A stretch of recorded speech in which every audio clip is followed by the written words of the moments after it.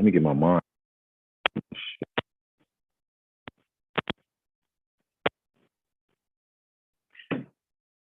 All right.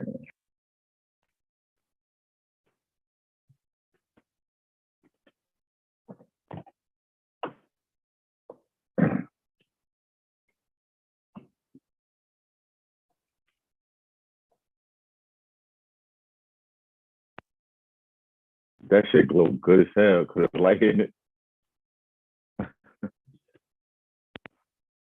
Oh, show. Ain't it o'clock?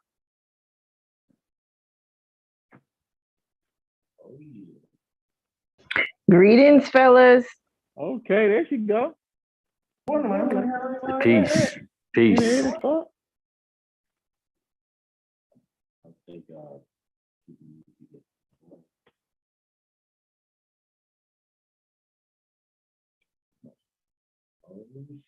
Like the hoodies. Great time. You want to play that music? Oh, it's in my ear. That's why. Oh, Lord.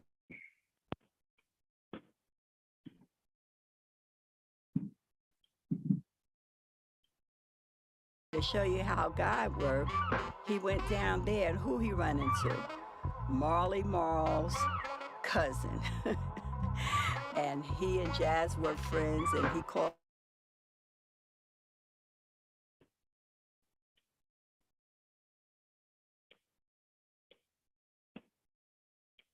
Come to find out, here we are. It ain't where you're from, it's where you at.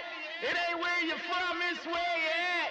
It ain't where you're from, it's where you at. It ain't where you're from, it's where you at. Evolution of a man, it's a spiritual. I'm in the hood, feeding through umbilicals. What's good about an effort? You can tell a journey walk by a man's shoes. Eye contact and handshakes make men that control out of shell from deep within. I'm a writer of the content, black pen. D-U-P-R-E with the accent. Do pray, I grind like Greg Day. Record, who say the art went breathless. Check it, I breathe life like it's oxygen. Inhale, breathe out, make it pop again. It ain't where you come from. It's exactly where you are now. It ain't who you was then. You exactly who you are now. It's where you at. It ain't where you from, it's where you at. It ain't where you from, it's where you at. It ain't where you from, it's where you at. I'm in the Omni hatchback, system on rims. Pee-wee just died, so my mood kind grim. I ain't like to wait, so I moved on in. And to those with the hate, I move on them. Reappearing in spaces that some couldn't fathom. This what happens when mixed purpose with passion. Sipping heat in this in Pierre Morse fashion. With delegates from the block who's all about action.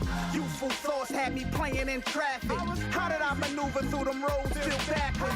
Where in order to get a bag, you gotta move a package. And forming some big chains exemplify status. Kev, how we sounding? We're just having a great time. The show got to get started. Just our YouTubers know right now. You got a load of music so I can hear you.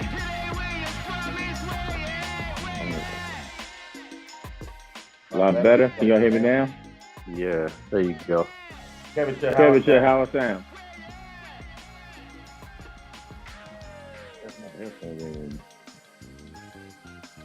Might not have to use them. Cause she can't even hear me then. I hear you. Oh, she's just not. I hear you here. Okay, for all our YouTubers, love, good night, how we doing? Just so you know, this album we're listening to is called Brenda's Son, written by Do It All Do Craig Kelly, legendary Lords of the Underground. Also, May 10th, he's about to make history to be the first hip-hop artist to be elected official. Look forward to that. Make some history a lot. Album. Honestly, you can't play it in the middle. You gotta play from the beginning. Just let everything flow into each other. All the tracks intertwine with each other. It's a beautiful album. Anybody that writes a whole album dedicated to their mother, you need to listen to it. I think there might be a little echo. Okay. There is an echo. Maybe do that. I'll just stop because I told you.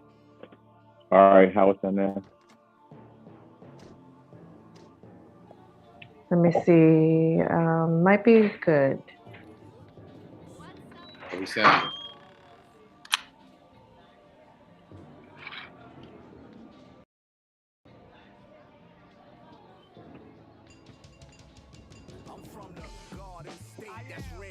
Yeah, I think you're clear now.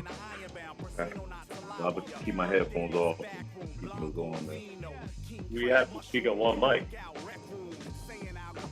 So you just talk and go there. Okay. So we'll only mute mine over here then. All right, I muted my headphones in there. John, how you, bro? Peace and love. All right, you hear me good. That's all I need to hear. Once you gave me that thumbs up, I knew it was good. You got a little bit of a feedback going on, Fluff. Okay, that's what I wanted to know.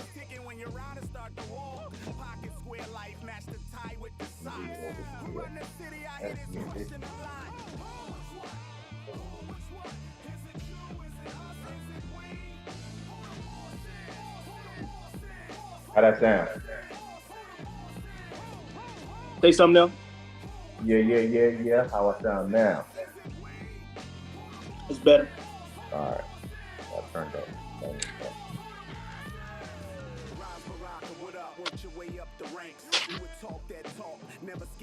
Okay, we got Joe Davis and Tamara on the YouTube. Peace and love. Hey. Haha. Oh, this is good. We're working great pieces. Getting technologically savvy, intellectually savvy, spiritually savvy. We're doing it all right. And this is a two-man show where we are the producers, directors, the content creators, the editors, the lighting guy, the photographer, doing it all. Big shout outs to sponsors, Stolen Land. Oh yeah. They've been providing us with delicious products. Yeah. Great. Raw been looking out. Raw done sent us something. Late to the party, well, you know, we always start on time. You know, we always give a 15-minute grace period, quarter after, you know, we're going to take off. Allow people to get in, wipe their shoes, take their shoes off, take off their coats, get you a drink of water, get comfortable. Because when the pilot is lit, or when that plane gets turned up, it's on, baby. And if you wonder why we got shades on, because it's so sunny in Morocco. But, you know, being that we coming into the U.S. is a lot more dimmer. Not as bright as it is in Morocco. Oh no. I try to look at the sun in Morocco, but it's always sunny in Morocco. Oh man, we're gonna have a great time tonight. I'm looking forward to the lineup. Yeah, I'm gonna get the itinerary before we take off. It's gonna be a beautiful night. You know, 2 weeks ago we had a lot of raving. People were really excited about the content we put out, and it was like, man, we didn't want you to end. So we said we can't give it all in one night. So we make sure that we have a platform where you can listen in and learn by yourself. You can always join us every 2 weeks on a Wednesday, 8 p.m. And you do know, we call it 2000 hours for those who are in Morocco time. Our agenda is to make sure you get in line with the divine right, your birthright, as American nationalists, because we're shining. And I know you are too. Woo. Shout outs to those people who are reading, studying. Not a lot of people do that. And by all means, you have questions, please feel free to put them in the chat, whether it's on Zoom or it's on YouTube. For those who are looking to be more exclusive, You can always visit us at treatyrights.org. Check out the website, and if you want to send us a message or say your piece, or you want to learn where to go, how to begin, how to start, you go to treatyrights.org and find the contact us section. So you got to contact us and let us know you ready. Dishawn, how it look. On the site look. Oh yeah. Might as well. How much time we got before we take off? Ooh. Well, or not. That's about it. All right, my brother Dishawn is here. Zion, I see you. Love Guru. I love the name Love Guru.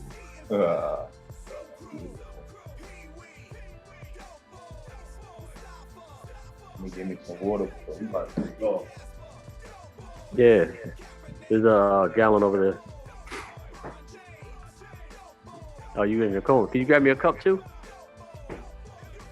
So we just want to make sure people know that we're not trying to be NBC, ABC, these large network media. We just want to make sure you know that you can do this too, which is learn together, grow together, love together. And we're going to keep it nonchalant and let it flow.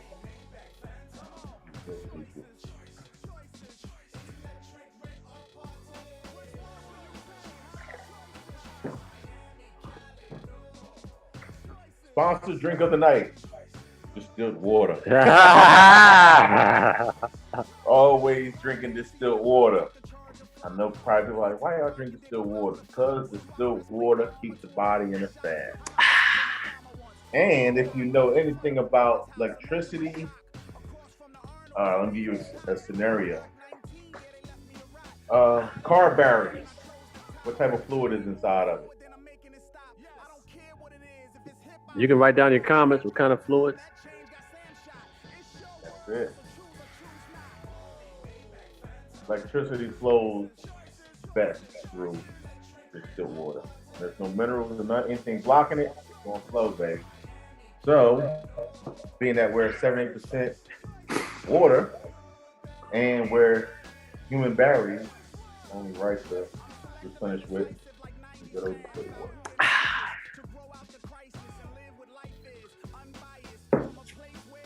Oh yeah. Woo. All right. But if you want some flavor, add a key lime. Yeah, key lime's the way it's at. Always. He put me on a key lime. I didn't know what I was getting into when I was getting the key limes. Woo! Talk about a generator.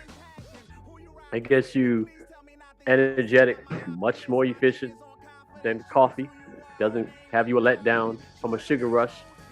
It's definitely where you got to be on, especially it's alkaline to your body. It purifies your body, it detoxing your body, getting all these things straight.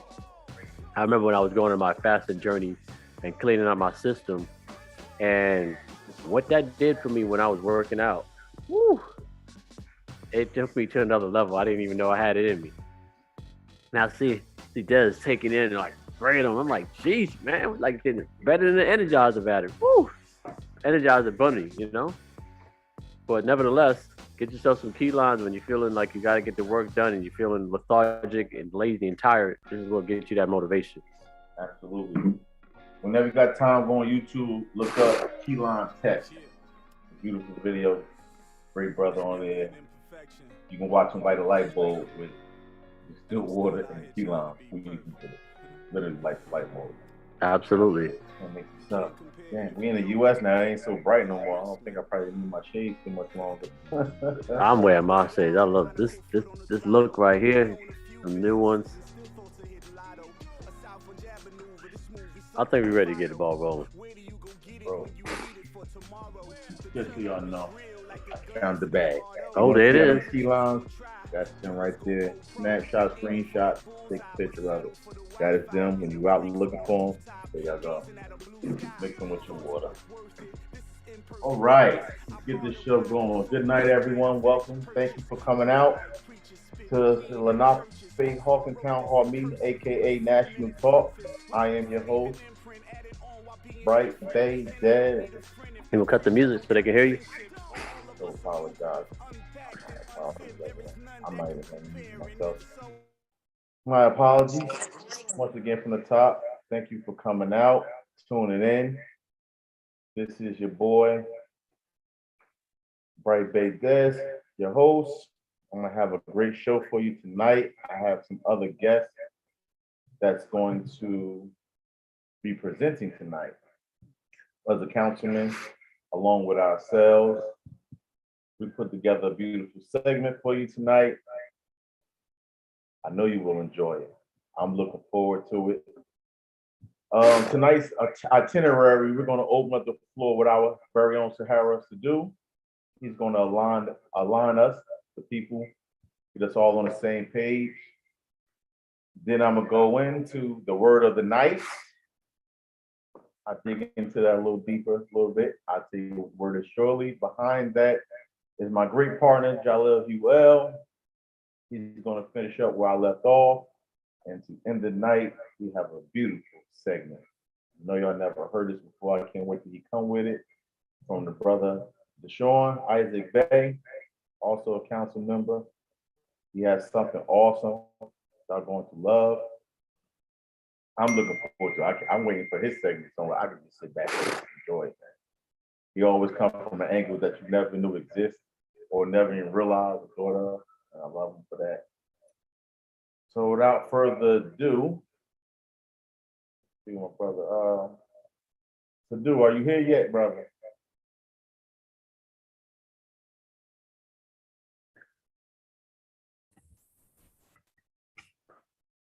Where is our Sahara? Where is our Sahara? He just sent me a link that said he was waiting. So I'm sure he went to the wrong hall, wrong door. Oh, you came in the house and went in the wrong door, huh?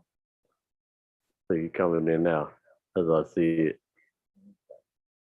Just a recap, last week we was talking about a lot of good things. One of the most important things we talked about was America's Morocco.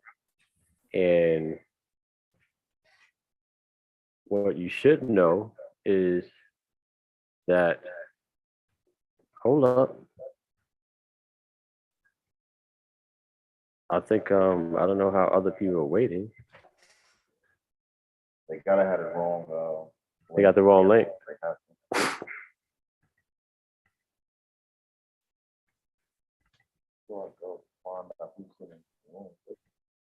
There's so many doors, man. We have so many classes and so many rooms. I think they probably went in the wrong room. But nevertheless, we talked about America's Morocco, and we actually showed in writing, had Des explain on his FBI report that he's Moroccan. So that was a very impactful thing. And we also talked about how the doctrine of discovery was the leg up of why the Europeans came here and began to colonize what we see as North American continent. And in the midst of that, a lot of brainwashing and forgetting of our history that led us to believe that this is the United States. But we're just here to bring more clarification, more of our understanding on who we are, where we are, when we are, all of these things so you can get aligned and get right back on track. So today is the continuation of last week, but it's got to get a little bit more into our people because it's really about us. If you haven't noticed, we're the energy source and that nothing moves without us. Whether we're ignorant of it or not, they still need us. The whole world is waiting for you. Wake on up. Stop being a dumb baby. All right, are people to do here? I ain't heard his voice yet. That's interesting. Yeah, you got to show up on time. This is one thing I gotta tell everybody. Most importantly is if you show up on time, you're late. You gotta be early to be on time. The different difficulties. I was having issue with YouTube and I was able to figure it out so you guys could be on live. You always want to do sound check. Always want to do, and this is the same thing when you send in out documents and notices. You always want to have proofreading of anything you actually do because you need a second pair or a third pair of eyes on those documents to make sure that you're not selling yourself back into slavery, mental slavery. Absolutely. But nevertheless, I'm going to continue with that. And let me see. I want to show y'all something here. I'm ready to go.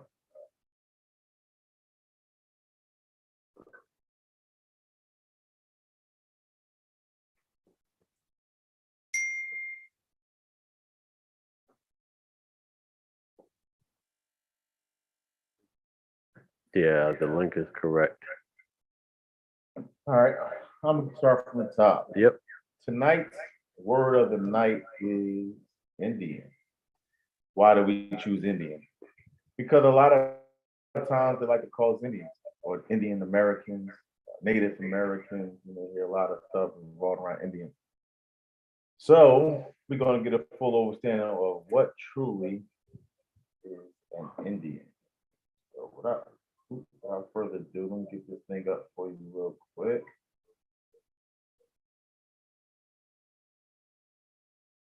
Oh my goodness. Hold on, my apologies.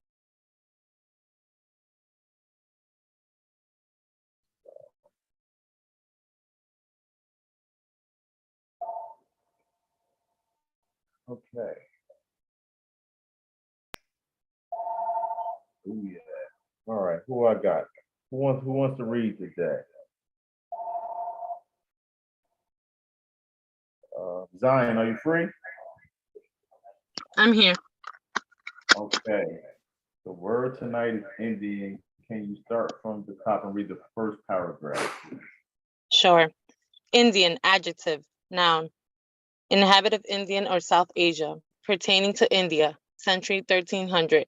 Noun and adjective. From late Latin, Indius, from India. See India. Applied to the aboriginal native inhabitants of Americas from the least 1553 as a noun, 1610s as an adjective, reflecting Spanish and Portuguese use on the mistaken notion that America was the eastern end of Asia. It is also used occasionally, 18th century through 19th century, of inhabitants of the Philippines and indigenous peoples of Australia, and occasionally, in New Zealand.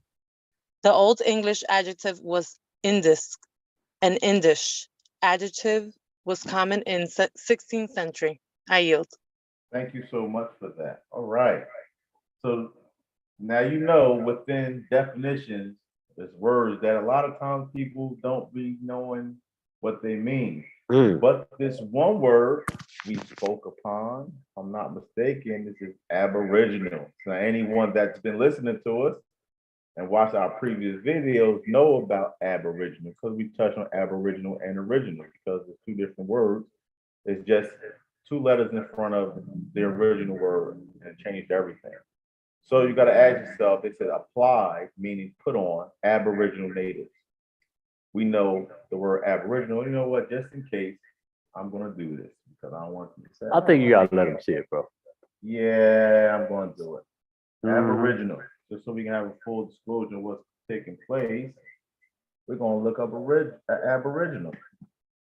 Aboriginal, adjective, 16th century, first earliest existing from the beginning, especially in reference to inhabitants of lands colonized by Europeans. I'm going to start right there. Inhabitants of lands colonized by Europeans. Ooh. So that means Aboriginal. If you're Aboriginal, you are telling yourself that you come from slaves. You're a colonized individual that the Europeans captured, held for their servitude, etc. So that's Aboriginal. So now everyone that always screaming Aboriginal, all the time, I'm a Moor, I'm this. What type of Moor are you? Because Moors I know aren't Aboriginal. They wasn't, we was around way before colonization. But to understand what just took place, that's Aboriginal. And this is why we don't use ab, we use original. Help y'all out real quick so you can get an understanding. All right, original, late 14th century. That from which anything derives. Also original text. Original. It doesn't, you see when the ab come out of there, they talk about their original, late 14th century. But when we go back to Aboriginal, they talk about the 1660s. See the difference? And when did European come on the shore? 1492. Keep that in mind when you're reading these dates and when these words come out. So now we're going to go back to Indian and start apply to the Aboriginal natives inhabitants of the Americas for at least 1553.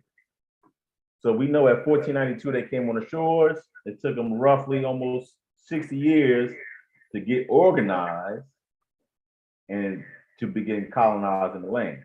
Ooh, 50 years. Yeah, wow. A little bit, took about 50 years after getting here. Wow.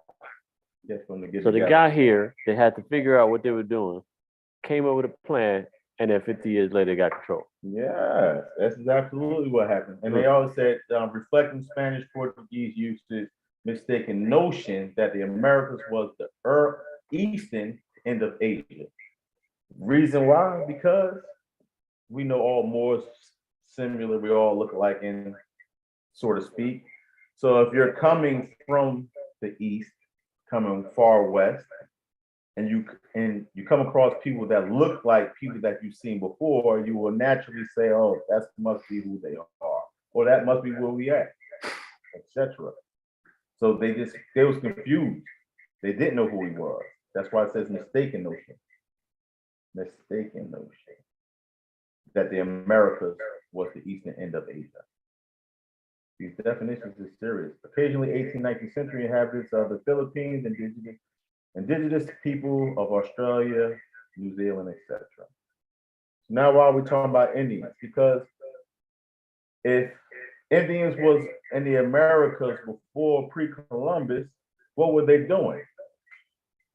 Did you know that Indians had their own government?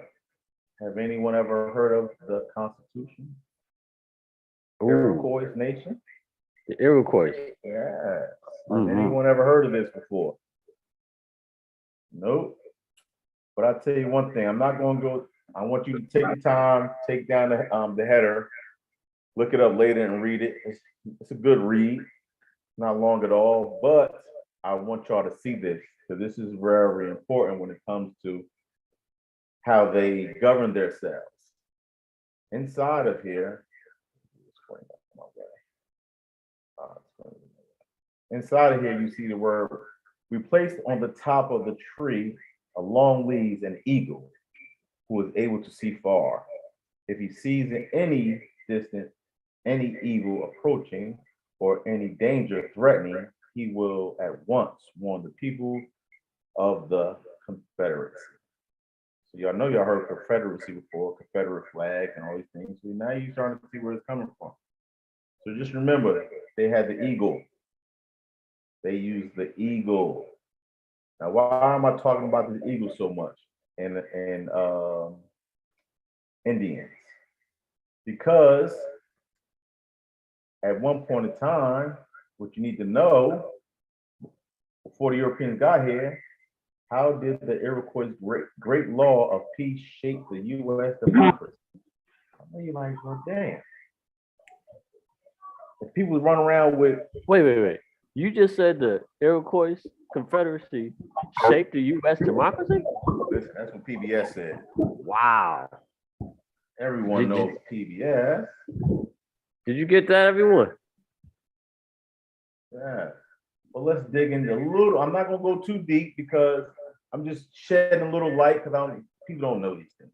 So we're just going to read the first paragraph, maybe even the second one. This is great. Much has been said about the inspiration of the ancient Iroquois, great legacy of peace, and planting the seeds that led to the formation of the United States of America and its representative democracy. So as you see, PBS is stating that if it wasn't for the Iroquois, ancient Iroquois' great law of peace, United States of America wouldn't even been able to put their democracy together. But let's keep going.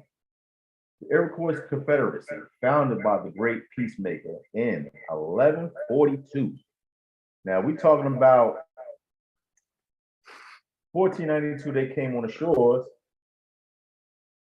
This already was in play. They was putting this in play in 1142. But why they was putting it in play, we're going to find out. Because this right here is a bunch of tribes coming together, creating something. And why was it created? We will find out.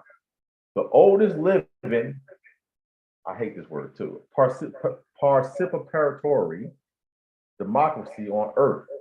But the oldest on earth. In 1988, the U.S. Senate paid tribute with a resolution that said the Confederation of Democracy on Earth, no, I apologize, the Confederation of the original 13 colonies into the Republic was influenced by political system developed by the Iroquois Confederacy, as where many of democracy principles which were incorporated into the Constitution itself. This thing is getting deeper. It's about to get better, though. Ooh, sounds exciting. Oh, you wait, this last paragraph is a head crack.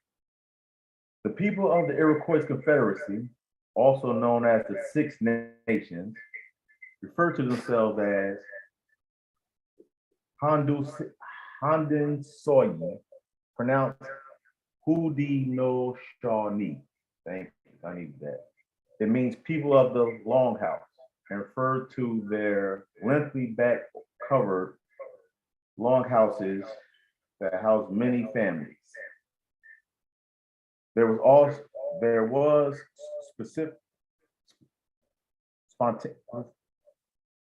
sophisticated and thriving societies of well over 500 people when the first European explorer encountered them in the early 17th century. Damn. And here's just a little diagram they have, just to let you know how they were set up. You see the tree, but I want y'all to read deeper into the actual Constitution to really get deep into it. I don't want to go too far into this because it's a lot going on here, and that's not what I'm here to do. I just want to bring a little history to the Indians and who they are and how they operate. I can further go. Oh, sure. I'm gonna save that for you, John. I'm not gonna go that far. Okay. That far. But at the end of the day, Indian is the word for the night. Take it in, digest it. Know the difference between Indians and Americans because they're not the same. Just know that all tribes have been inhabiting hundreds and thousands of years way before the Europeans stepped on the earth or even started their campaign.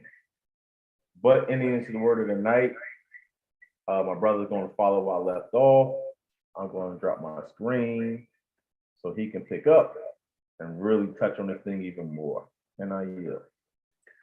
Oh, that was awesome, bro. Not a problem. Oh man, I want to get more, but I want to say something to you guys. Oh, I appreciate you sharing, bro. Sharing that time. Sharing is caring. You know, sharing is caring, right? All right. So he expounded on the term with the Indians, and we already know that's a misnomer. The Indians, there are what we have been identified by them. And so just by that word, there's a lot of confusion. And I wanted to kind of go back to what he was talking about. The Iroquois Confederation was a form of government. And you had different tribes that decided to come together to create a confederation that was in the northeastern part of what we know today as North America. So within those governments, they have representatives that would speak to other tribes or other nations, and that role was called a council, CONSUL, council, SUL, yes, correct. So I'm going to show you, let's take a look at that word, what that word means. We're going to look at the etymological definition. We're going to look at the legal definition, and we're going to see how it comes into practice.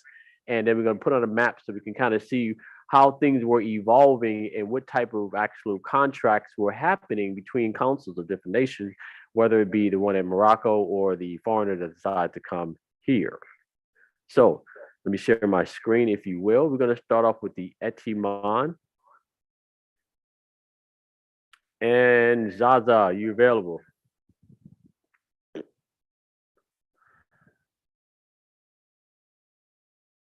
Yes.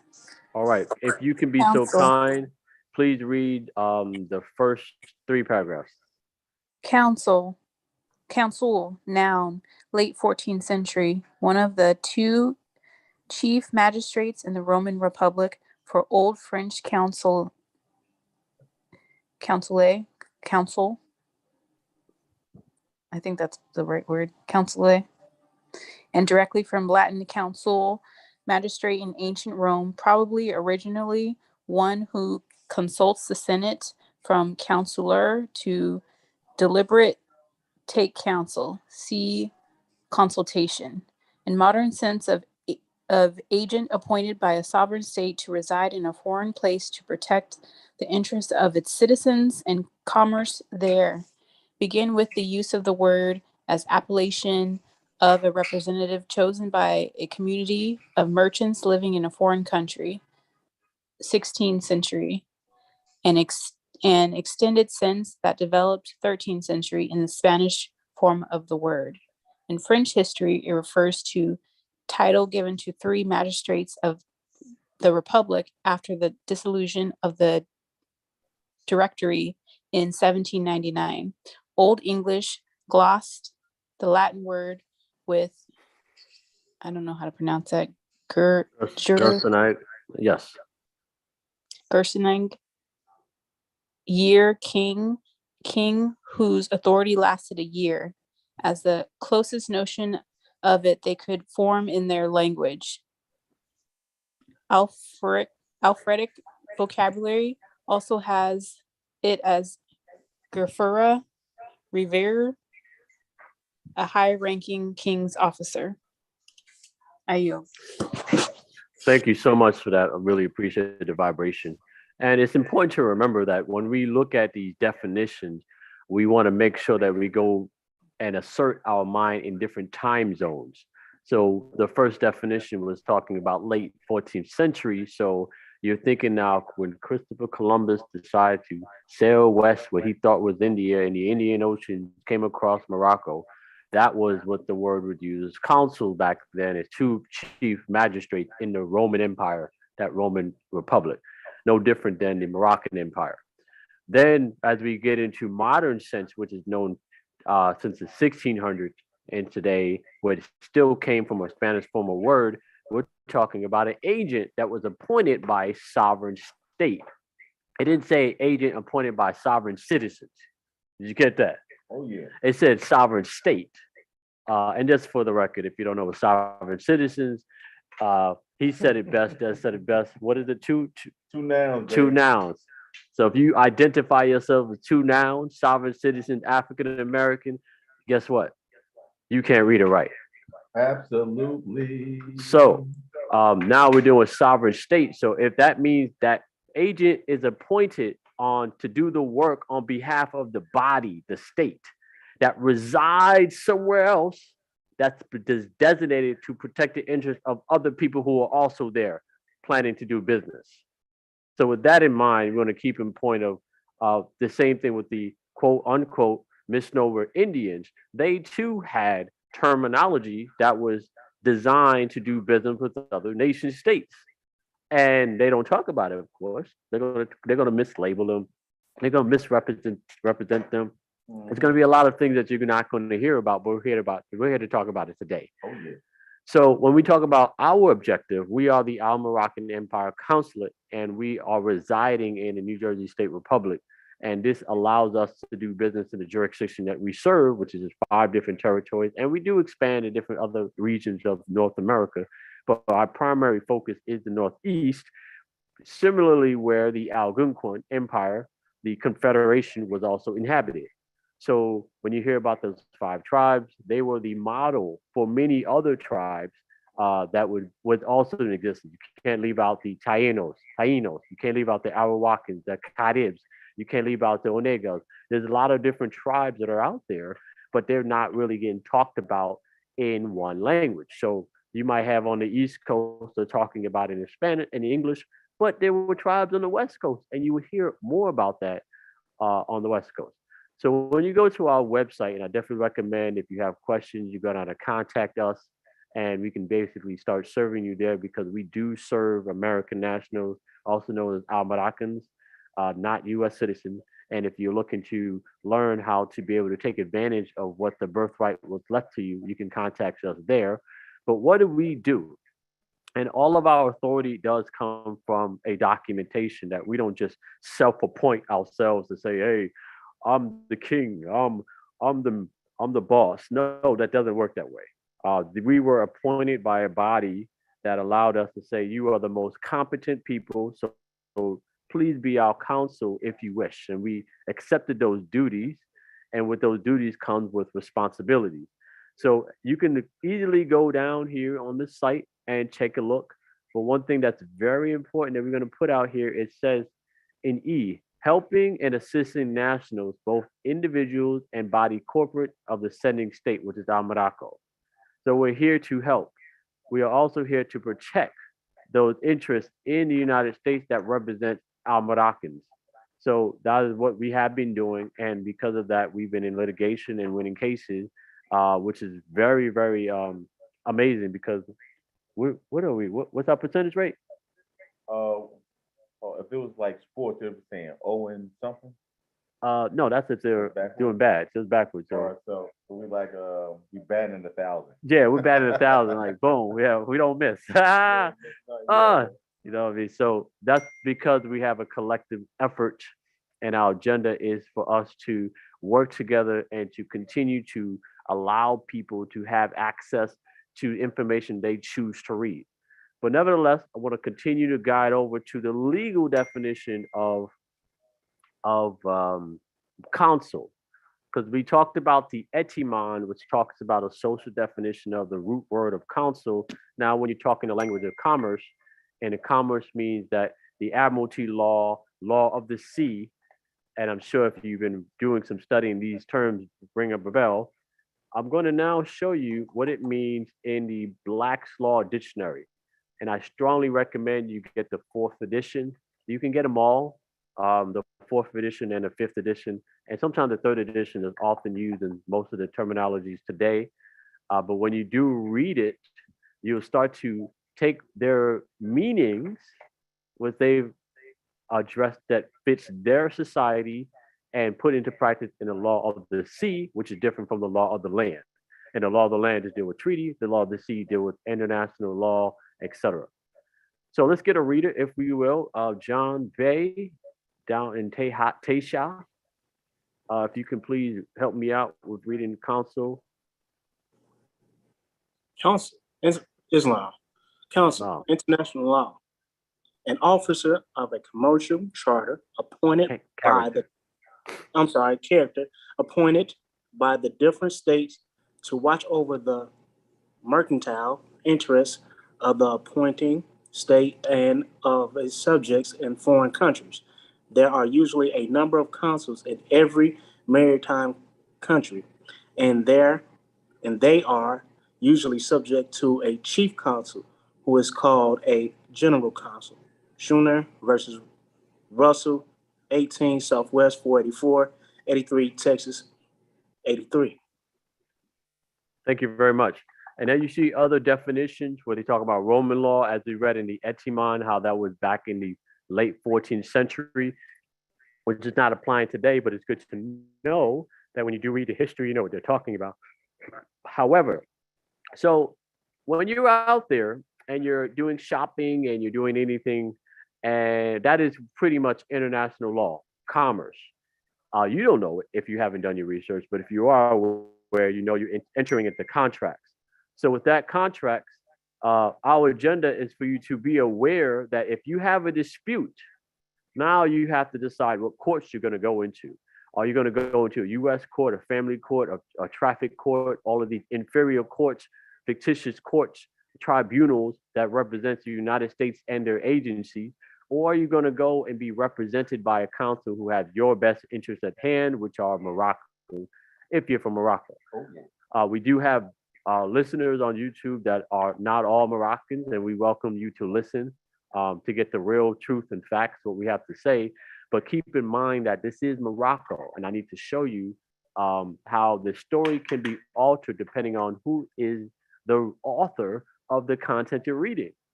So let me go back to my other screen here, and we're going to go back into what Des was describing in terms of where we are, right? So if we look at this map here, let me make sure I get the right map. Yes. Yes. So we're looking here, this map, and that's not the map I want to see. Yes, here we go. So this is the map where you see 1492 to 1580, and you have the colors that are signifying different European powers that were colonizing what was known as Morocco. And this boundary that you see that looks like the United States is a fictitious boundary, because no matter what document you're talking about, you never really see them saying, oh, Nevada is next to Arizona in a contract. You see that in a map, but they carved this on paper for you to visualize in your head, that you think that's what Texas is, or that's what Virginia is, or that's what Oregon is, when they're just really corporate entities on paper, as we described last week when it comes to the body corporate of the United States that was formed in 1871. So here we are. The English arrived in 1607 because the English wasn't here yet. We did have Christopher Columbus come by, who represent the Spanish and the Portuguese. Then we had the French come on by, we got the approval from the Vatican, and then the English caught on. And at that time, the English, when the green, barely had some time to get over here. Now, this is just their map of where they're at. You don't see where they're talking where Moroccans are on purpose. So, but no, this is still Morocco in the 1500s. Then as we continue, is this the next level? I believe it's correct. The 1600s, you start to see, let me make sure I got the right map. Yeah, you start to see them starting to expand now, where in the past they didn't have as much. They didn't have as much, but now they do. As we see here, this is Louisiana, where the French start to expand compared to over here. They started taking all of this, and now they have a big chunk.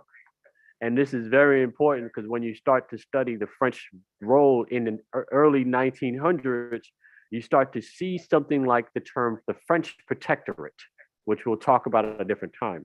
But nevertheless, you got to still know that there were still tribes on these lands. Despite their individual contracts, we were still there. So some of us spoke with people that spoke Spanish. Some of us spoke with people that spoke French, and some of us spoke with people that spoke Dutch and English. Yeah. So, of course, now you have division being created by language of the European powers, not to even mention that we have division that was created by our own tribal language. So there could be a lot of confusion, but I hope you're still with me, because I want to make sure you're on the journey. And finally, we're going to take it where this last segment, I think I was talking about it. Is this it? Well, this is it, what I wanted to show you. Anyway, the United States eventually took over from Great Britain. Great Britain was over here. I apologize if we zoom in. The British colonies in the 1700s, and in the Indian Reserve. Why do you think it was called Indian Reserves? They were misnaming us. Indian, and these other territories down here, they started to rename them on their maps. New Granada, what you see present day, that would be, what is that? Brazil and Colombia. New Spain with Mexico. So you could see a lot of different issues that might happen. And I'm just setting this up for our great speaker coming up next. But I want to leave one last thing before I go. As I'm showing you on this site, this is a great platform. This is Yale University. You can definitely check them out. And we do talk about the treaties.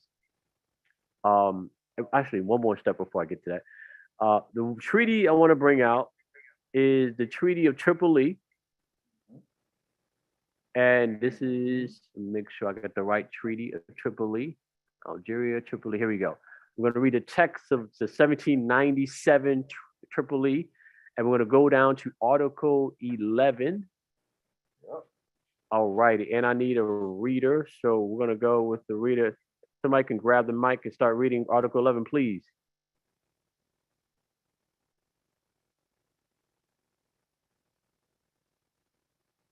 Okay. As Sure. Article 11.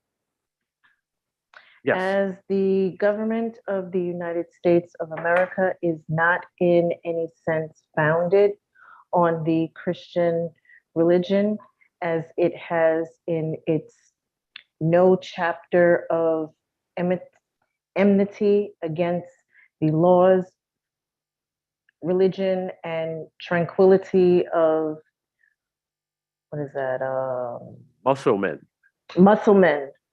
And as the said states never have entered into any war or acts of hostility against Mohammedan nation, it is declared by the parties that no pretext arise from religious opinions shall ever produce in the interpretation of the harmony.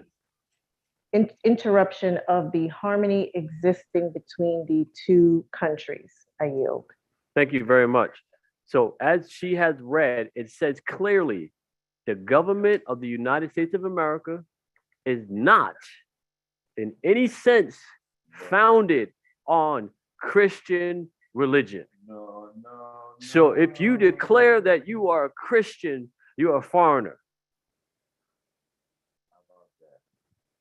I need them to see it when we say it. If you declare that you're a Christian, you're a foreigner. Because the United States wasn't even founded on Christian, but they're promoting it on their television. So you want to keep that in mind as you get into studying. And I want to bring it to the last point on this site. It definitely recommend it. And just so you know, on these sites that what the Caucasian Albanians create, they do misspell words on purpose. They do misspell words on purpose. But as we go to the Treaty of Peace and Friendship with Morocco, Article 20 is where we use our authority and to be in a proper place. It says here, if any citizens of the United States, it didn't say American citizens, it didn't say American nationals, it says any citizens of the United States and or any persons under their protection. Because we're still occupied, we're considered persons under the protection. So that means us. Or it could also mean Amish people. Or it can mean those Mormons. Or it can mean anybody else you don't know that's not a U.S. citizen, that's still on North American soil. So if any citizen of the United States or any person under the protection shall have any dispute with each other, the council shall decide between the parties, and whenever the council shall require any aid or assistance from our government to enforce his decision, it shall be immediately granted to him.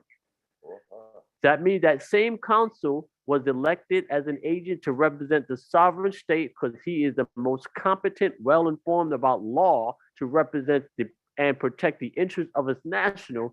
This is why the council shall decide. So are you a council? Are you qualified? If so, who is electing you? Who is selecting you to say, please help us protect our interests? And I'm going to yield with that because this is just getting warmed up for our guest speaker, Dishawn. I'm pretty glad I know this guy, this brother here. I'm happy to say it. I got to big kudos to Tamara. You know, she was also part of that tribe for them to come on over to Lenapehoking, and those two are powerful two Moors. And Dishawn is going to display his talent. He's going to erudite us. I always get erudited once and more every time I hear him speak. That boy's good. He's really good. That more is awesome. But without that, Dishawn, are you ready to rock and roll?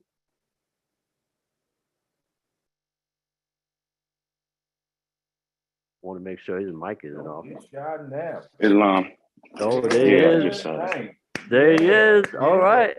Well, the floor is yours, buddy. Take it on. Just had to make sure, give me one more second to make sure everything is up to date. While he's getting up to date, I'm just going to give more shout outs to Dishawn because when I first met him, He was quiet, but I didn't know he was one of those well erudited individuals who had his own perspective on knowledge. And the moment I shut up, I was like, man, this guy really know his stuff. Mhm. And it's like you don't have to do a lot of talking to know that you know your stuff. Less is more. I'm saying, Absolutely. Glad to have him aboard. absolutely. You ready, Dishawn? Okay. All right. There he is. All right. Islam, everybody. Well, brother, how you feeling? Peace and love. This is brand new to me, so we're live and in effect. The Moroccan Council at Lenapehoking. Oh yeah. Islam. And I think what I'm looking at is it still sunny out here? Bright. Absolutely. Sunny in Morocco. So I guess the sun never sets on the Moroccan Empire. Nah, man. Oh no. If you heard 24 hours in a day, this is it. It's in Morocco. That's it. 12 anywhere else. Absolutely. All right, so what this is about, one of my segments I like to do, is are you what you're looking at is not what you're looking at. Do you actually see what your eyes want you to see, or is there something else? And in this segment, we're going to talk about our own people as Moors, as the brothers went over misnomers, Indians and Negroes. We will get into, are we our own enemy? Or is it the Europeans? Do we unify together in this last day or this great day in present time? Or do we tribal up, stick to our own kindred, and unify as tribal governments under the one Moroccan Empire? So let's get to this segment and let me see if you see what Lenapehoking sees when it comes to our people as being our own worst enemy.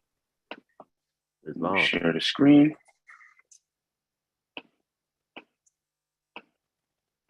Broadcasting. All right. Can everybody see the screen? Yes, we can see it. Yes. Tribal wars. Are we our own enemy? As I said before,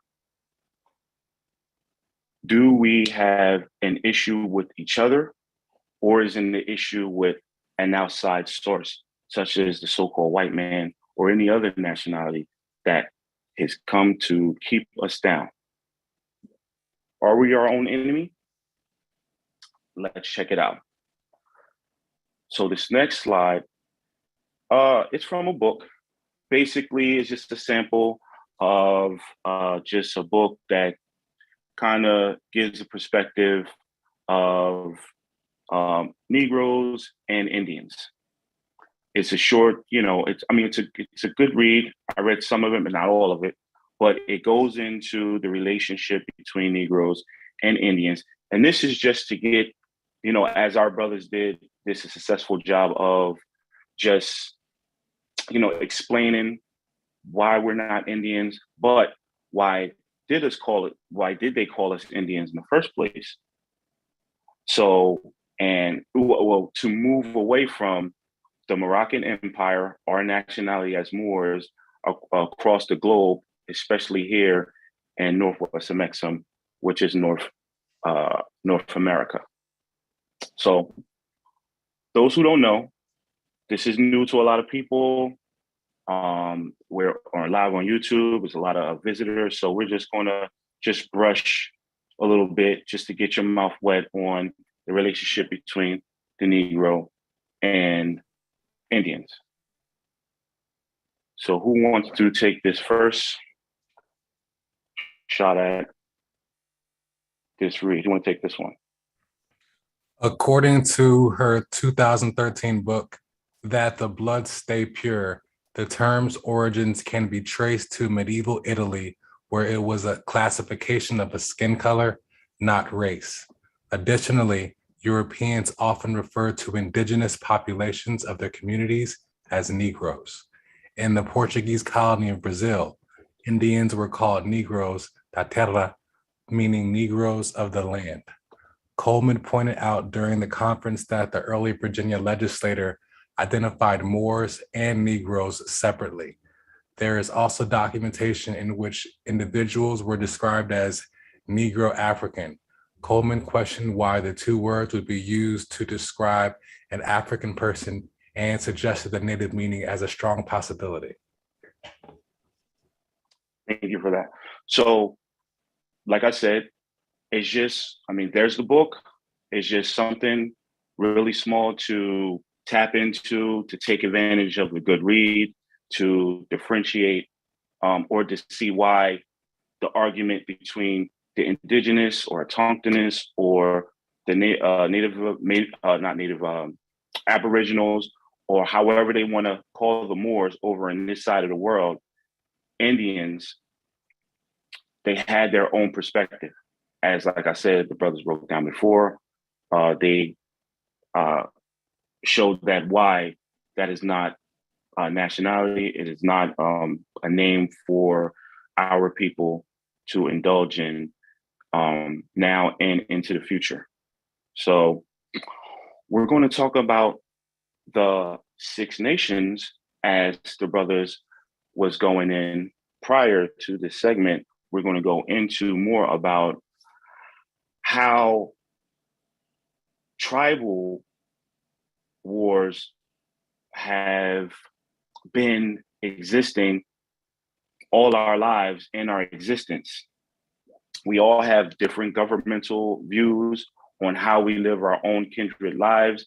So the Six Nations and other Indian tribes on this American land had the same beef, if I want to say anything, beef with each other, with conquering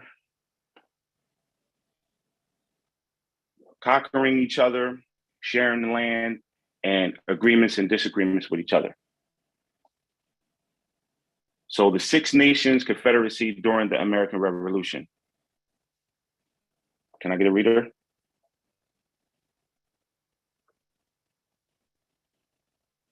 Can you share the screen again? Oh, is the screen, it's not sharing? No, can you share it again, please? All right, 1 second.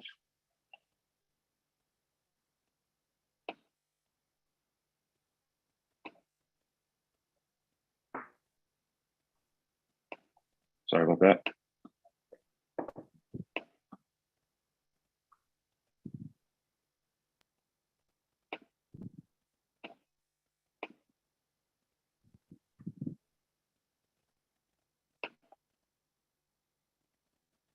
Can you see it now? Yeah. Yes. All right. All right. Six Nations Confederacy during the American Revolution.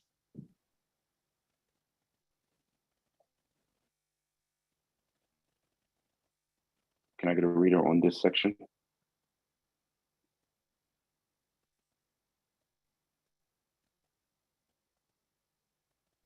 Zephaniah, can you read it, please?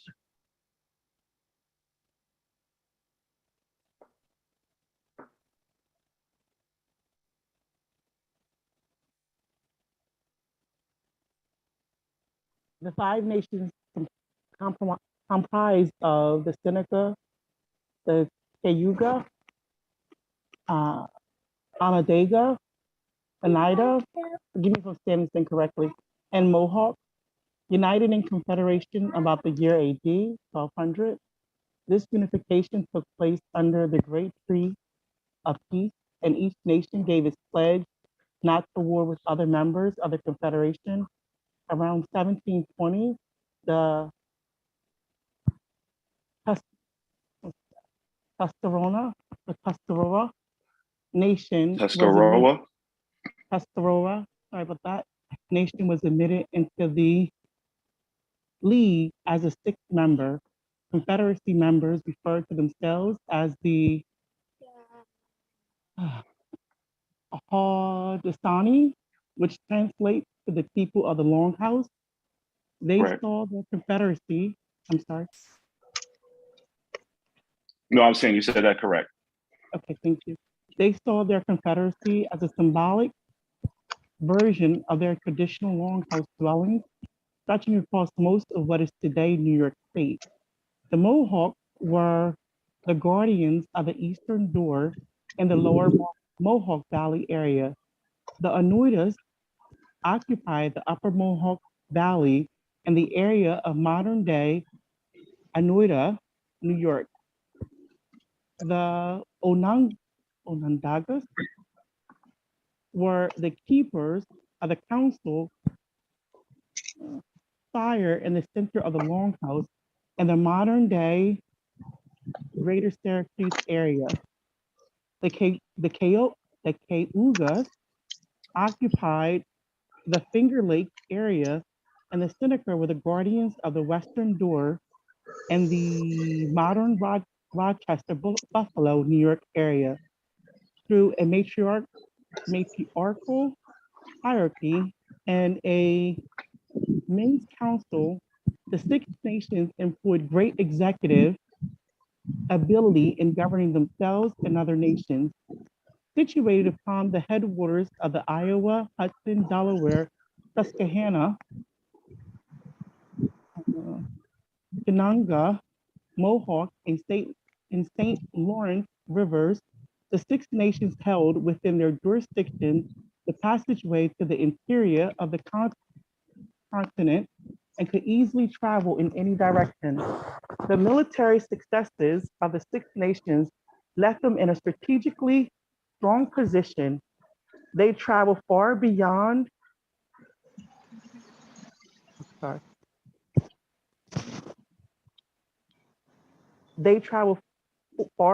their own borders, conquering many Indian nations, making them tributary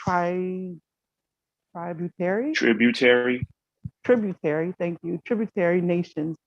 At one time, their domain reached north to the Sorrel River in Canada, south to the Carolinas, west to the Mississippi, and east to the Atlantic. The Six Nations were easily the dominant Indian Confederacy in the northeast and northwest areas of America. Islam, thank you very much for that. So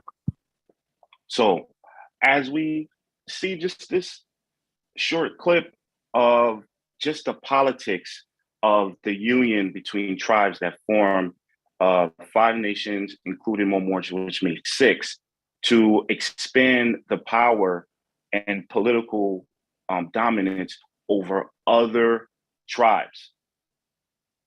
So again, let's keep in mind, these are so-called Indians who are Negroes, who are Moors here in Morocco.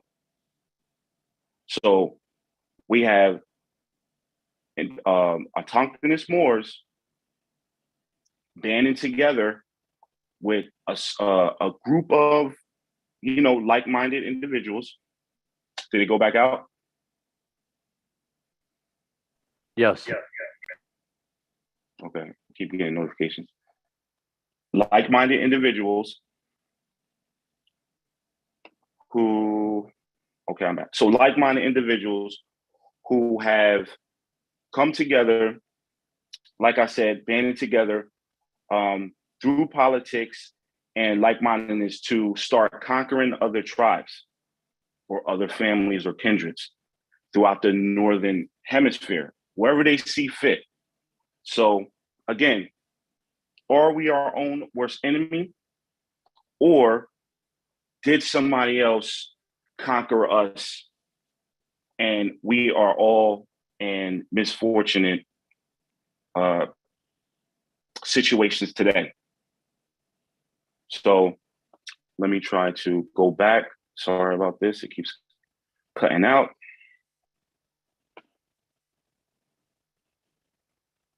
We want to share the screen again. Does anybody have any questions so far before we move forward? No? All right, let's move along. Share the screen.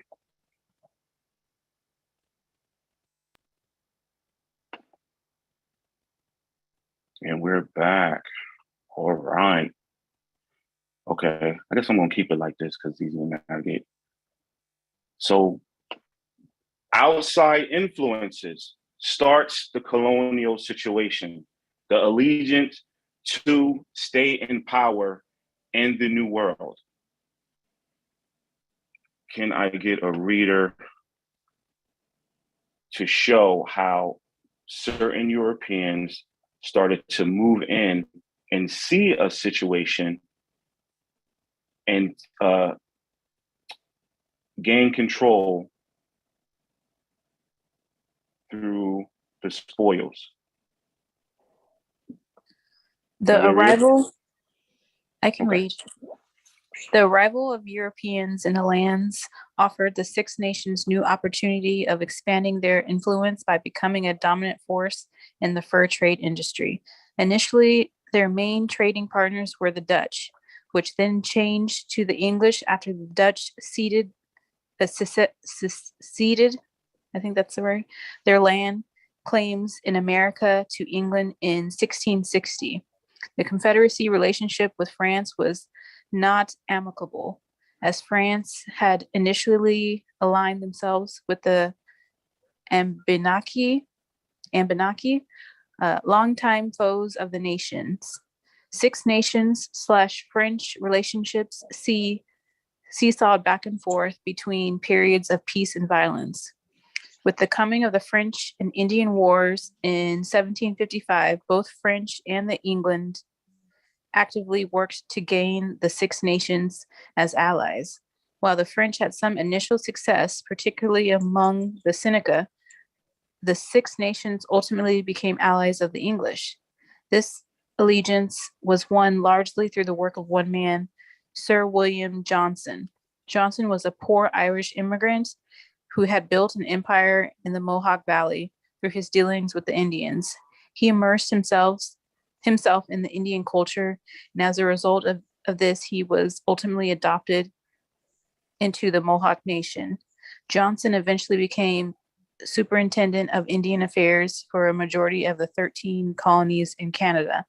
Throughout his life, he was a trusted friend, mediator, and advisor to the Six Nations. The English Six Nation Alliance helps to facilitate the building of the Fort Stanwix in 1758 on traditional Wananada land. As British allies, the Confederacy gave a measure of safety to English frontier settlements in New York and aided the British on many of their expeditions against the French, which ultimately led to English victory over France. Thank you very much. And keep in mind, a lot of these tribal words of the names are the people and not the land. And yes, they are difficult to pronounce because we're coming from a foreign tongue and we are trying to work our way back and read our original language. So I know it's difficult because I had a difficult time reading some of these words. So mostly, as we see that outside influence came in to what? Dominate?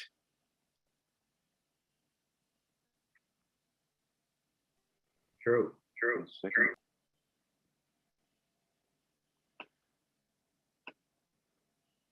All right, so as we saw, outside forces came in to dominate, wipe out all the so-called Indian or indigenous Native American lands and build up this new world. Did anybody hear that? when the sister was reading? Did they come in and decimate a whole northern hemisphere continent and take over? No, they came in as Irish servants. They didn't have a lot of money. They were poor, and they came into a already established situation. And they contracted and moved their way up into tribal governments because it said 6 nations. It didn't say one tribe, this tribe, it said 6 nations. So they moved their way up in politics and became trustee for the 6 nations or some of the tribes, but they moved their way up. They infiltrated, or didn't even infiltrate. Well, when you come from the papal bulls of Italy, yeah, infiltration. But you don't see that they came in and decimated a whole land. They won the hearts and the minds of the natives. They moved up, got the trust, and started making political decisions. So as we move forward in this whole line of who's really to blame in our society, I guess demise, I should say, or why we can't get it together, is it our fault?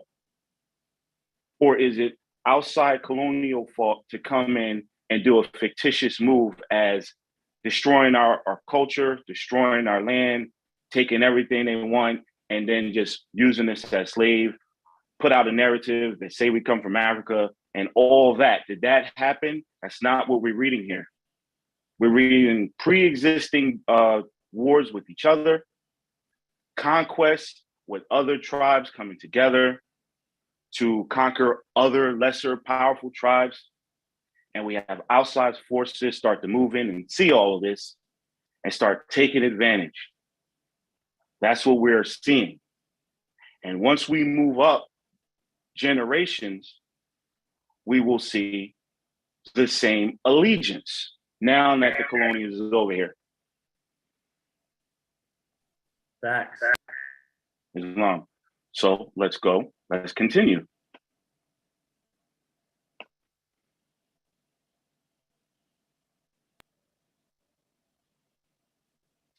Let's continue. So who would this be? Buffalo Soldiers of the 25th Infantry, specifically.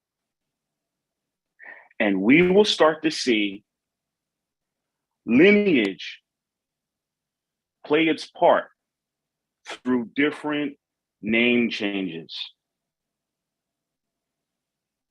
Can I get a reader?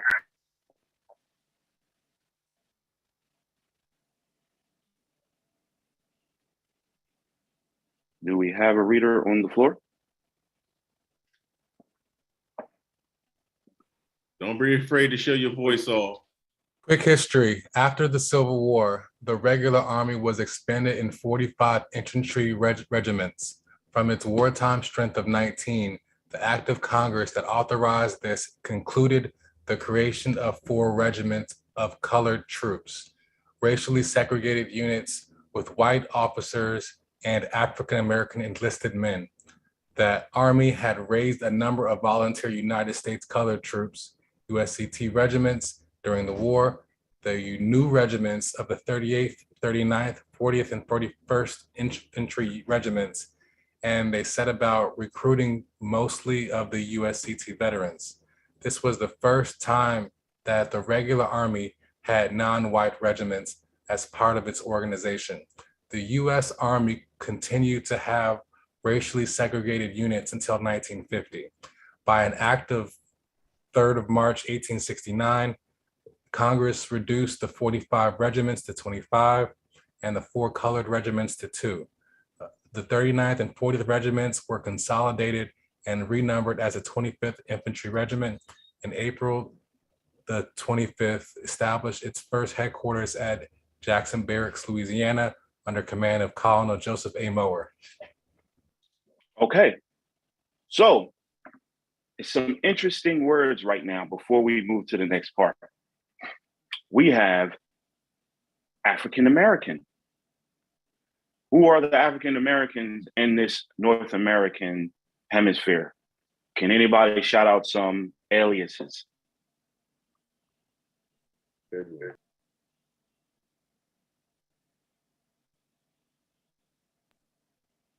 Nobody knows.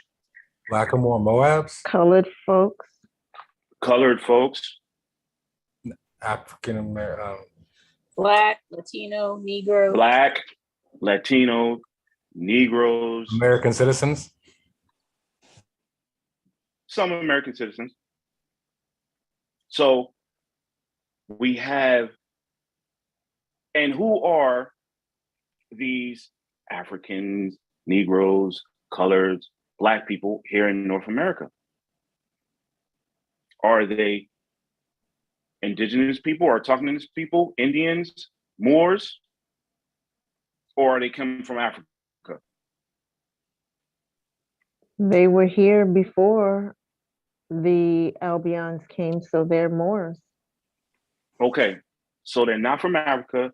These are African American tagged as Negroes, Blacks, and coloreds, who are the original so-called Indians who happen to be the Moors' rulership on this land of Northwest of Mexico, Morocco.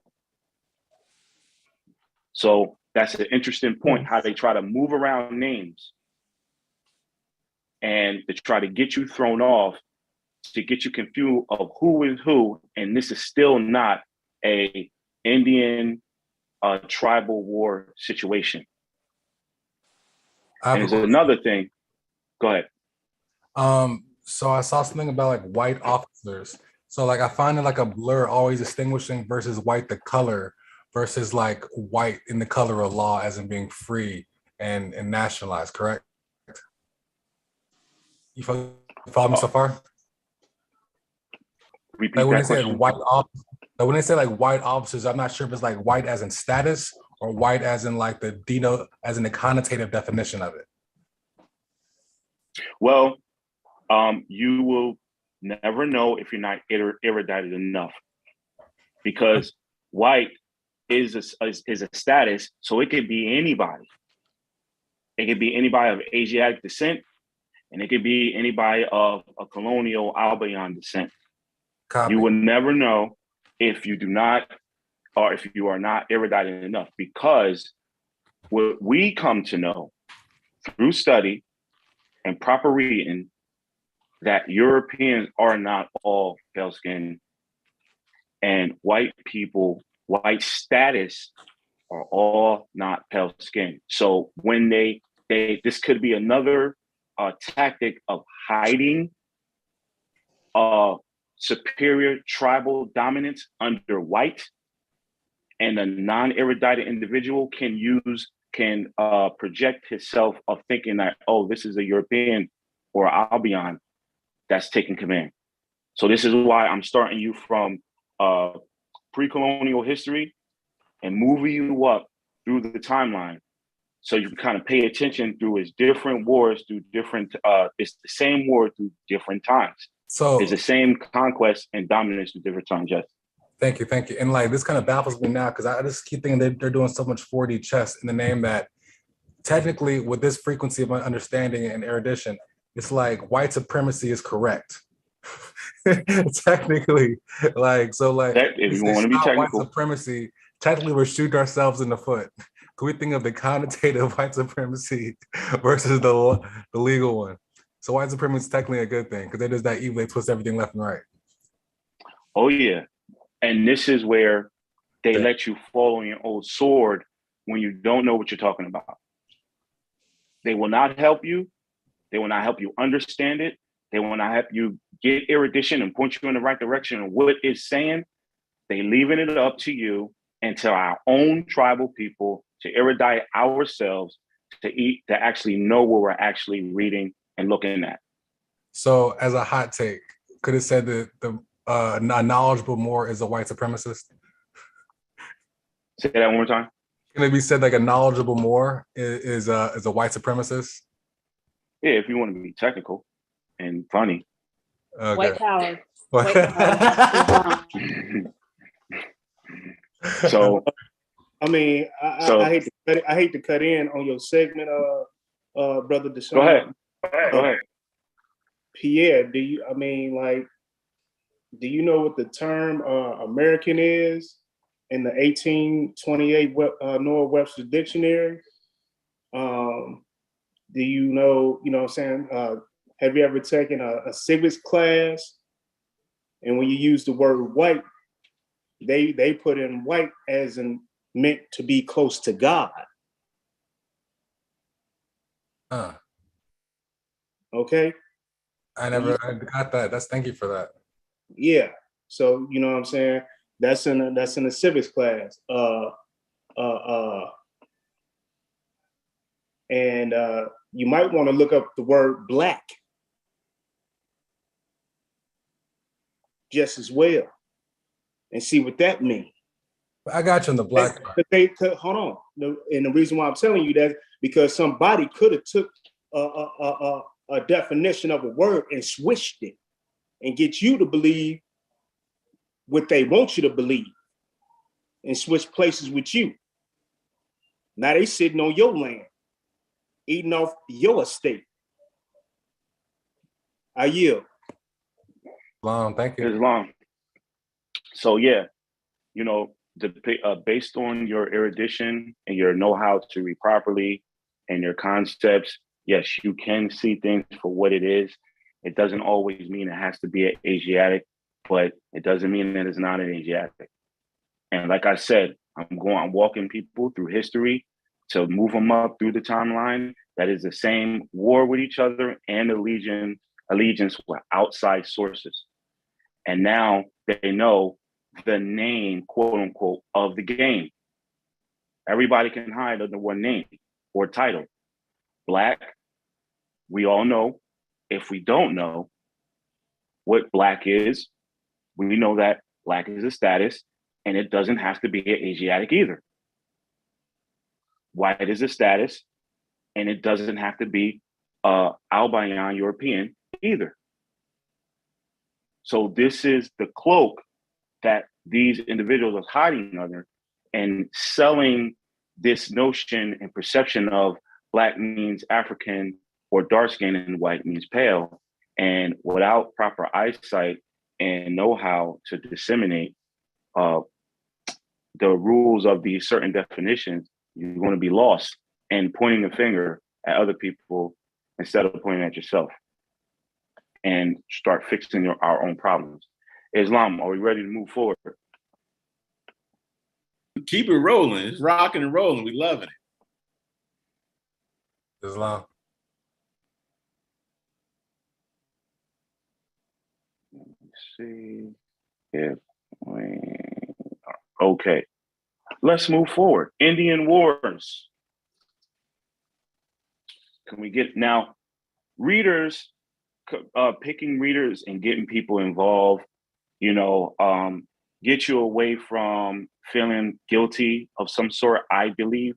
It gets you more involved. None of this information is your fault. It's just facts. So just read along to get some proper erudition and perspective and start getting yourself thinking.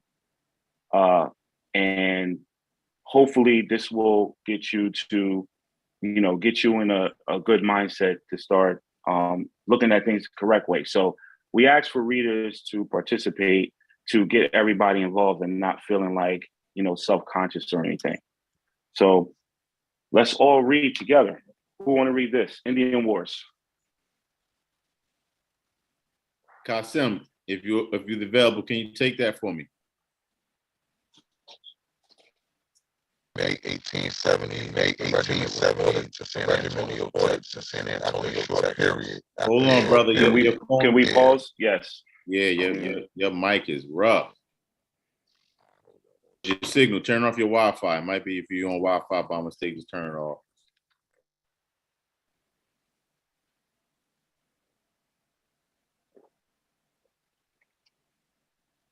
Do we have another elegant sister that wants to read?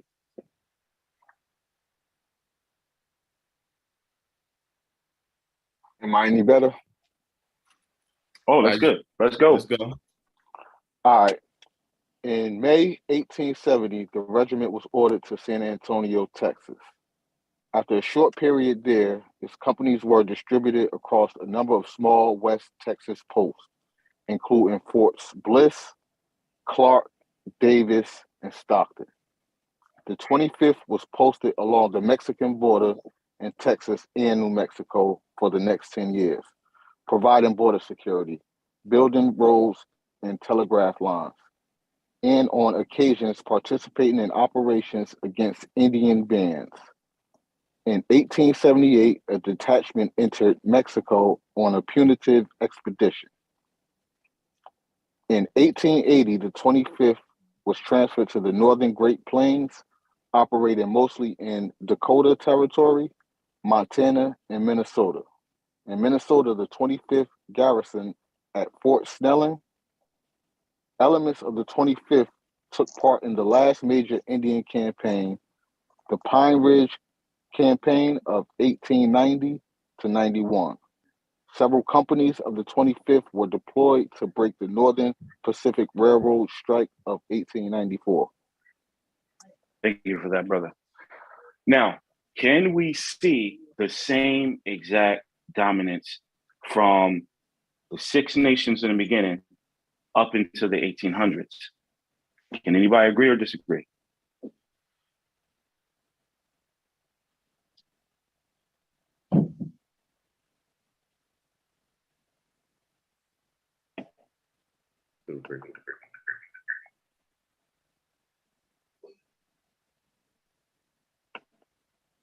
Do we agree or disagree? Do you see the same allegiance of so-called Indians who are so-called Negroes who are Moors in this land doing the same political allegiance tactics to dominate other, and it said, Indian tribes? So they use different cloak names as African Americans versus Indians versus Mexicans. Can we see the same dominance? Anybody in the audience? Good point. Want to bring to your attention that the country was divided by the Spaniards colonization, the French colonization, and Great Britain. So they had their political allegiance to that partner, colonist partner, that would go against the other tribes who partnered with the other colonists. Tayo. Islam, thank you for that. Because we go back to Johnson that moved into political power to start making decisions with the Six Nations.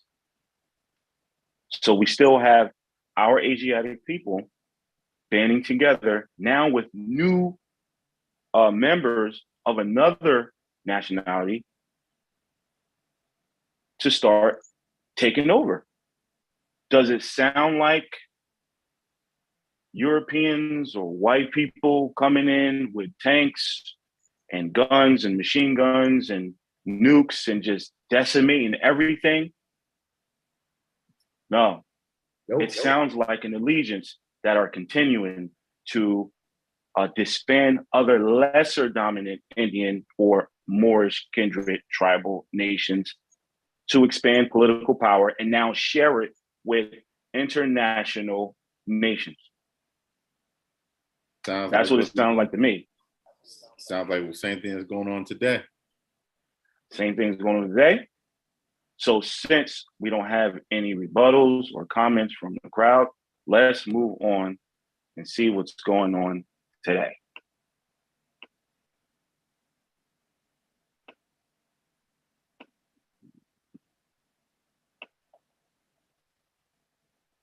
Let's go.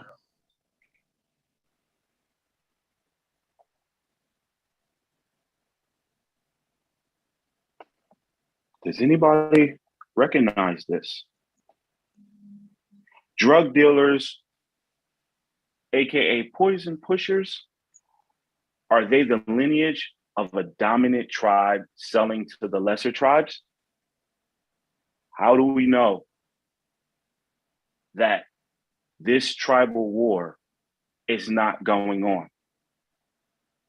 How do we know that the connection with drug dealers and people from outside influence are smuggling this stuff in to our inner cities, to our people, and there's similar Asiatics that look just like me and you, that is what?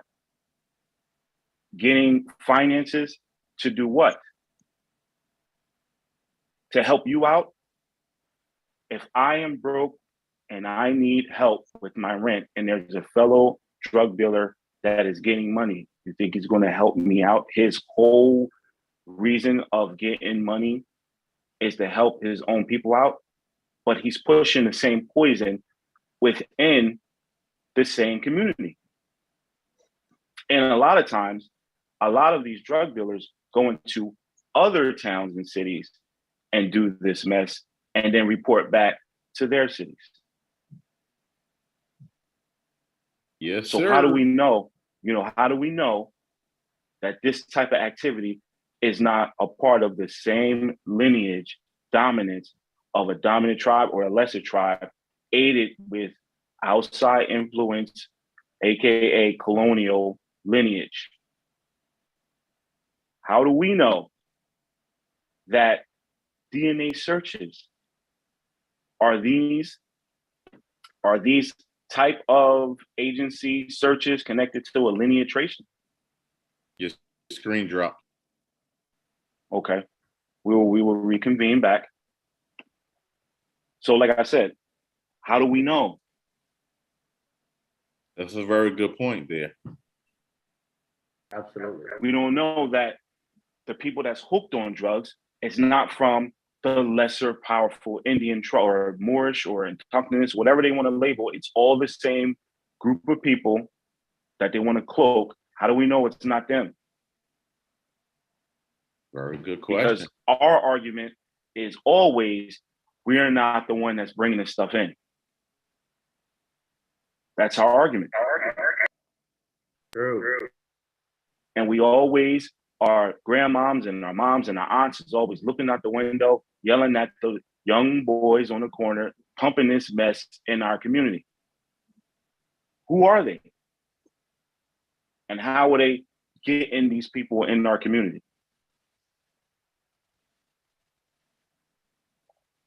Any questions on that? These are some very Any strong answers or rebuttals on this point? Because this has always been a major problem in our society. We always look at drug dealers, drug pushers. They're trying to make it famous with rappers and TV shows and things like in this nature, try to make it cool to accept it. But at the end of the day, it's not. I recognize that it's not acceptable, but it seems like it's ultimately capitalism and exploitation of the stronger versus the weaker, however you want to line it up. So people just wanted a buck and now aren't aware of the depth of the impact of their come up. But right, so that is a fact. But do you see the bloodline of who's in favor? That eagerness of not even kind of looking at his own people, that this is not a good look. And that would be like a sub-phenotypical concept. Like it's something you'll see on site, like it's beyond like how you look. It's something in you that makes you willing to exploit or willing to be exploited. Absolutely. And this is the whole point of the segment. The lineage, is the tribal wars still going on? Are you really looking at drug dealers? Or are you looking at a lineage, bloodline lineage of a dominant federation that was brought together in the past to take out lesser tribes? How do we know that the people that are taking this mess and consuming it aren't the lesser tribes? So how can we know this? Let's move on to the next one, the next screenshot. So how can we tell? One way is DNA. How do we know that taking your DNA when you're getting arrested or when you're taking blood samples or you're giving blood, that they're not calculating and tracing DNA lineage, knowing who is who in the grand scheme of things. How do we know this is not connected to all this? Is it far-fetched to think this way? No, not at all. Not at all. So, next slide. We have more tribal allegiance in today's time. Can we also say that the protection of drug dealers is an allegiance to peer tribes of the Six Nation dominance? How do we know that putting these people on the streets or in these streets, pumping these drugs and everything, and get arrested, that they're not back out there by inside allegiance? To keep this whole thing going of this political allegiance between colonials, outside forces, and our own dominance, and want to keep that control foot on our necks in the grand scheme of things. Any rebuttal, any answers, questions about this notion? Because we hear about this a lot. Well, Crooked cops. Go ahead. I personally had an encounter with my friend who was at the very beginning, was on the same erudition path as I was. And then when the COVID stuff started happening, and then when the vaccine stuff started happening, their family was on the side of the vaccines, and they were this, prestigious so-called African-American Black doctor family that wasn't even he was a plastic surgeon at that, but was paid by the government to push these vaccines to our people, basically, and was paid a certain amount each month for every person that was vaccinated. So I know it's not hard drugs, but it's a drug. The vaccine is a drug, definitely, to me. Absolutely. So, and she was okay with it. And when she learned about this information about her parents and how they were getting paid versus, spreading the truth, she decided she didn't want to have anything to do with being a Moor anymore, as long as they were being paid and their family was taken care of. So to me, that's in alignment with what you're saying. Absolutely. As a capitalistic situation, and might not be, I don't know if she knows what type of tribe she's in or whatever, but that was basically the situation. And to keep in mind that this is a government to government situation, a continuing government to government. And I believe that our brothers formerly, before I came on, kind of explained that the Iroquois Confederation has given the United States government political know-how setting up the United States of America. Is that the origin of the phrase dirty Moors? No. That's a coin phrase by Noble Drew Ali, that we should remove our way from calling each other the N-word and just settle for dirty Moors. Okay, I got you. Okay, also with this, when you mentioned like the lineage of the addicted and like exploitative, it seems like it's just all across our genetics in the name of within families. There's some people that don't get addicted, some people that do get addicted in the same household. So it seems like a broad stretch to say that beyond genetics, or beyond phenotype of how people look, beyond skin color, that there's some kind of like low-key demon in them, or like strength to like exploit or be exploited. That's a good point. Shall we move along? Yeah, I got a point. So my personal background, I've actually stayed across many different areas in Morocco, the East Coast, Midwest, and the West. and I dabbled a bit in the South. And my family is originally from the South American continent. And when I actually started to migrate to these different locations, I felt the energy was different based on you're not from here, or we don't know how things work here.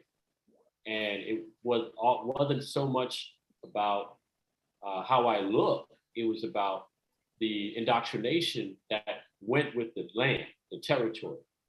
And that was something that we have to consider, that what you do on the East Coast won't work on the West Coast. And then you couple that with your financial alliance, which is where most of our allegiance goes to, where it's money. And then you couple it with your spiritual alliance, which is another separation. And then you're looking at the social issues as far as maybe your sexual preferences, how they divided it, or your gender preferences. So there is a tribe within a tribe within the tribe within the tribe.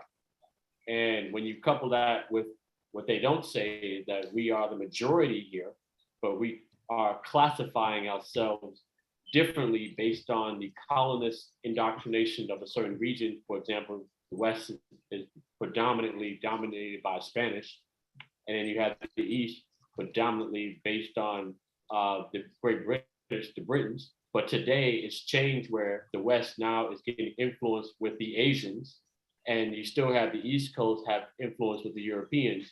So within the tribe, within the tribe, within the tribe, there's a lot of separation, and we really have to be able to recognize or acknowledge where we came from, but then look towards the future. Where can we create new alliance?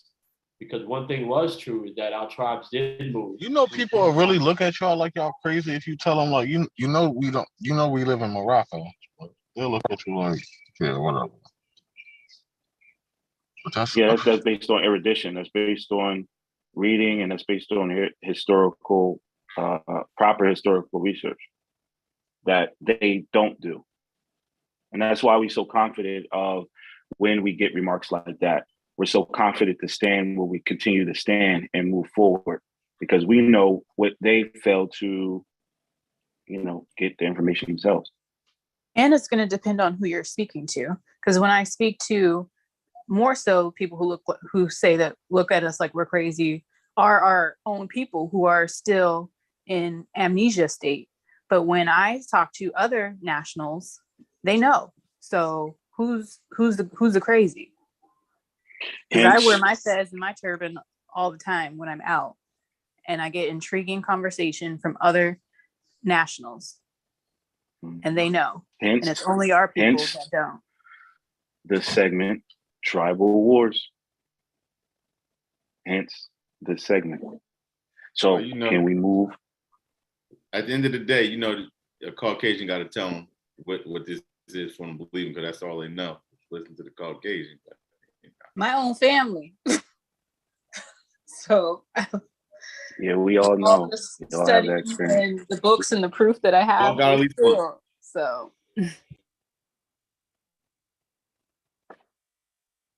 So as we move forward, to stick to the point of enemies within our own midst,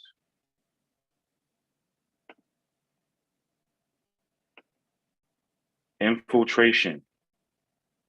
Who is who when it comes to betrayal? We have the heroic Fred Hampton. For his people, he see the demise of his people. And we have another Asiatic that look just like us. Why are we doing this to ourselves? Is the cry of the people that don't know your own history. They actually should have Marcus Garvey up there too. Shoot. He was trying to get everybody to leave America and go back to Africa. Of course. But this is just one, it's multiple points that the cry of the uneducated or unerudited is that why do we keep doing this to ourselves? Why can't we get ahead?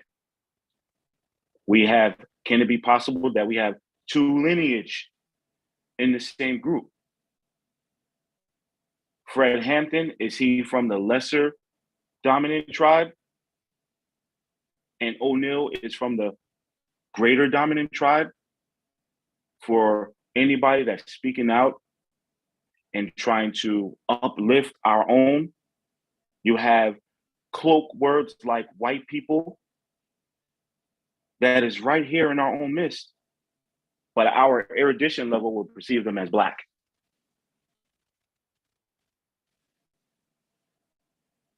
Is this why we can't get ahead?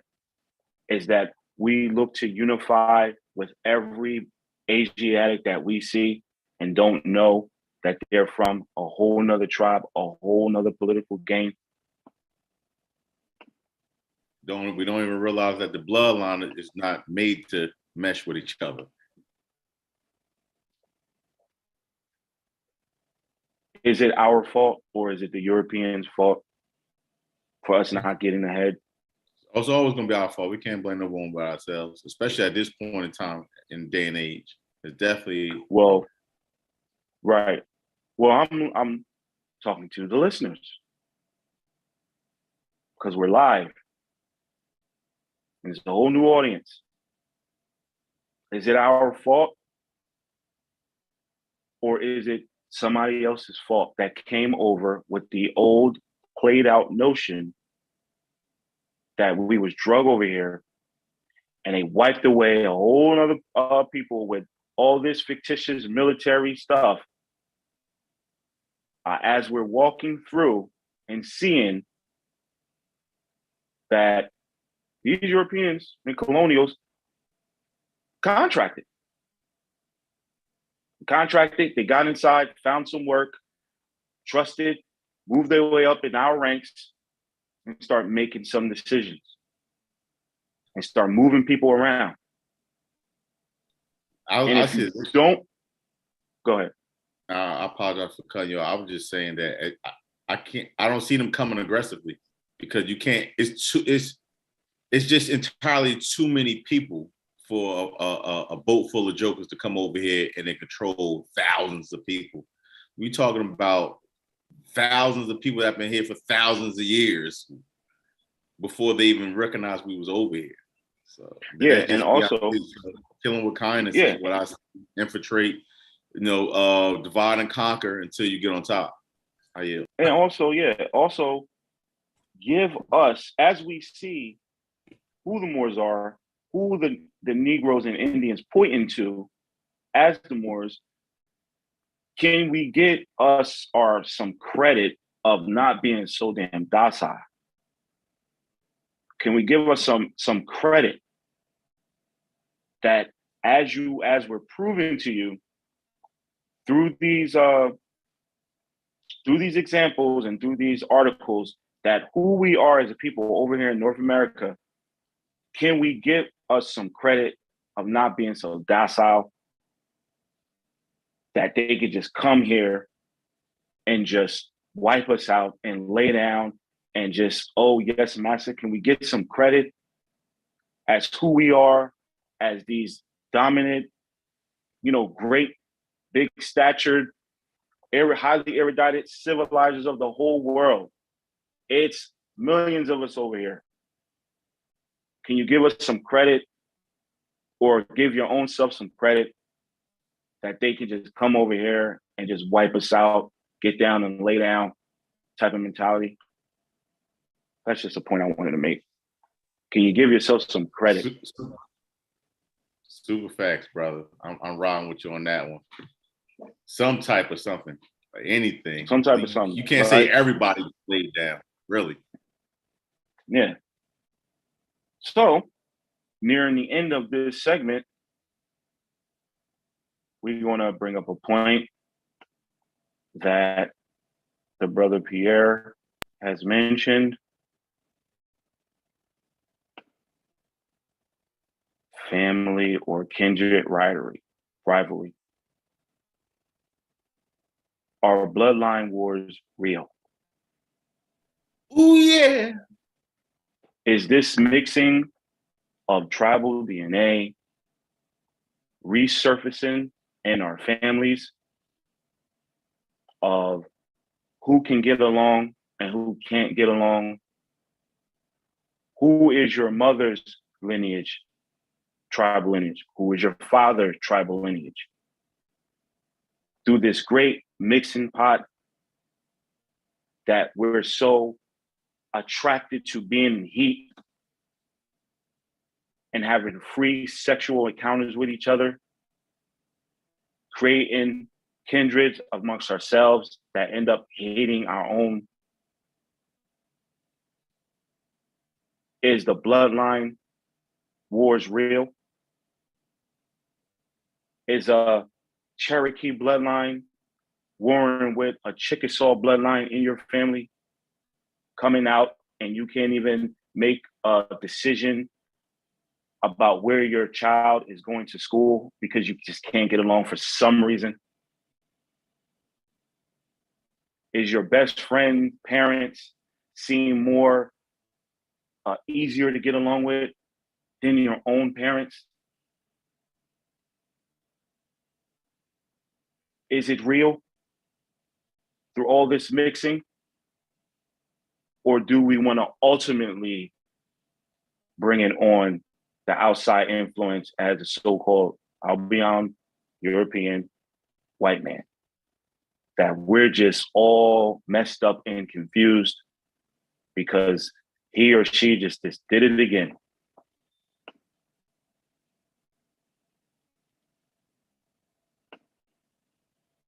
Do you hate your brother? Do you hate your mom? Or your father? Do you hate your cousin?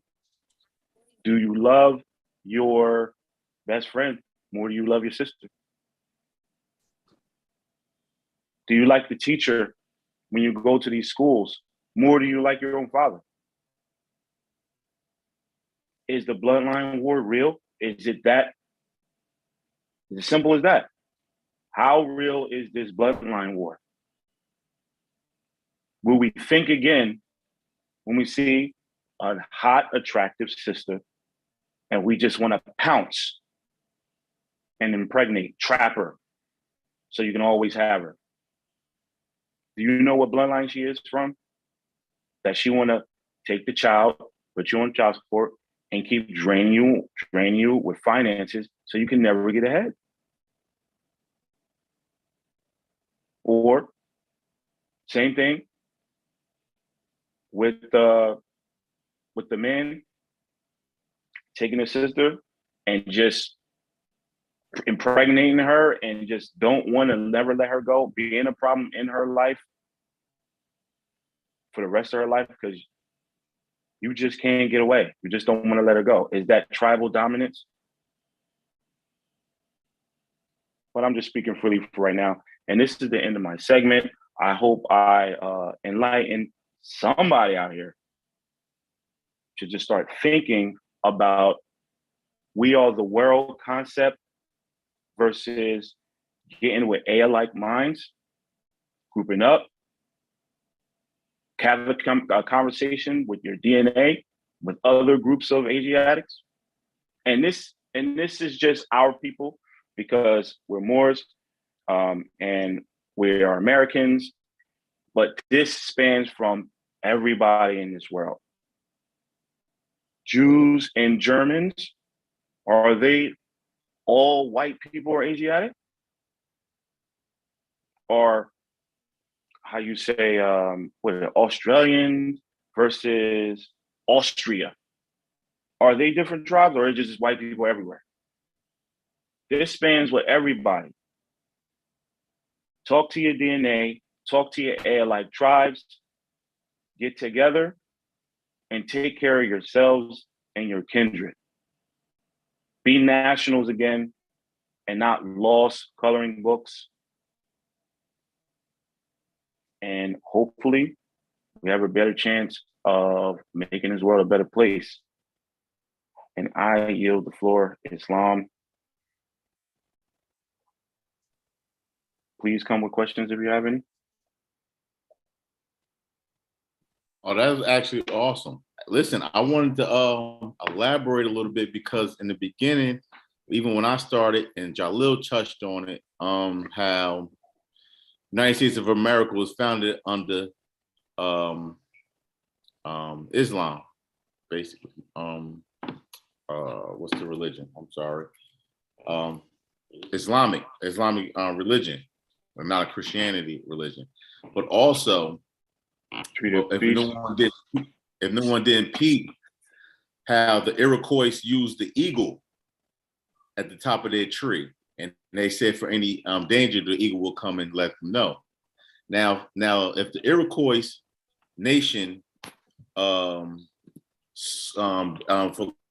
layman's terms, schooled the United States of America, those people, when they came here, you got to ask yourself, the eagle, where's it indigenous to? Because now, if you notice, the United States of America uses the eagle as their seal. So where did they get it from? They got it from the Iroquois. And here, I'm gonna pull up and share my screen real quick just to show the people what I was talking about. I just said that. Hold on, let me get it together real quick. Give me 1 second. Well, not yet. Let me find it where it was sitting at. Okay, cool. Here we go. Nobody came over here and just dominated. There were contracts. Yeah, that was BS. All right, right here where it states.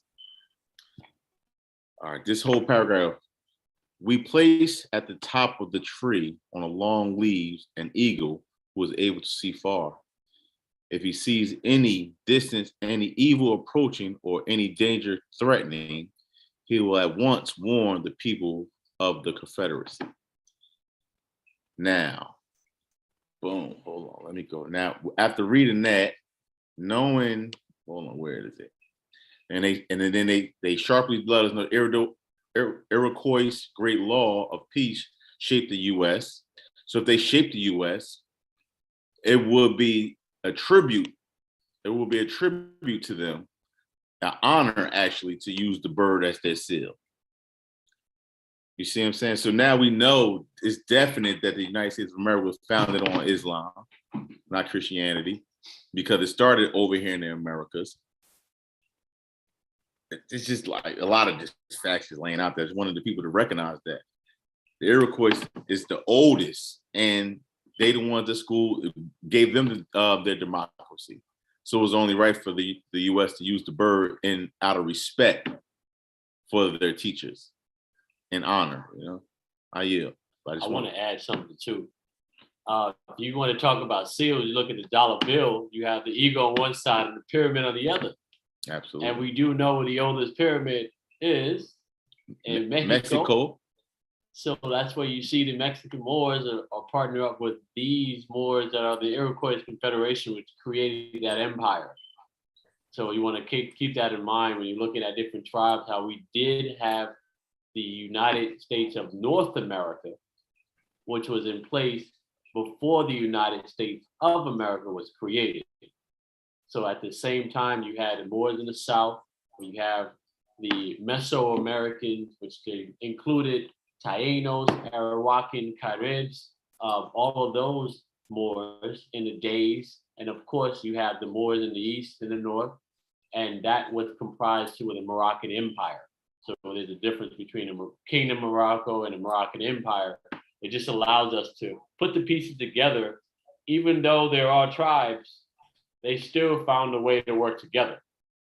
And now that we're coming back into the light, we really have to look at again where we are today and how we can make best use of the tribes we have to newly form in order to tackle the new challenges in the Aquarius age.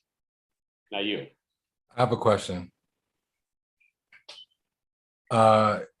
I'm confused at how it seems that the world outside of America is basically a microcosm of America. Like Egypt wasn't America. Most nations were founded from America.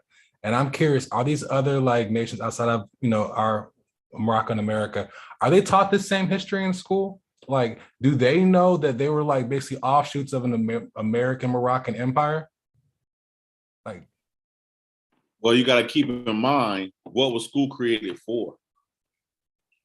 Who created school? Hey, you need what's the name of that book? That I love. Travis Scott Institute of Human Relations, Committee 300. They speak about why they created the education system, what it was for. It was strictly for workers. The education system was created for workers. That's what the 12-step program was all about. Because if you look at it, the 12-step program, did it teach you how to be independent, be good with your hands, etc.? It ain't teaching none of that. It told you how to listen carefully, sit down for long periods of time, do as you're told, and move on to the next. I mean, isn't like modern schooling the 12-step program of, since there's 12 grades, and there's a little bit of PE in there, make you move your hands? Say that one more time? That's what he's talking about. Yeah, that's what he's talking about. Oh, okay, 12-step program. Yeah. All right. I get you. I still don't understand, like, does the rest of the world just not, or are they just in a better position than we are? Or are we like in heaven, we just don't know it? Or they coming over here eating our heaven? Like, I don't understand how to fully see that picture. Well, you got to understand. All the above. Yeah. You just said all the above. Go ahead, you got to control the America. In order to control the world, you got to control the Americas. It's just the way it works. America has the longest, the largest landmass. So it's just only right. And if they start early, they start they educated our people. And this is why we're in the low vibration now. And this is why we're in our 30s and 40s, realizing this stuff and refixing it. So our children and grandchildren don't have to go through it. It's just that simple.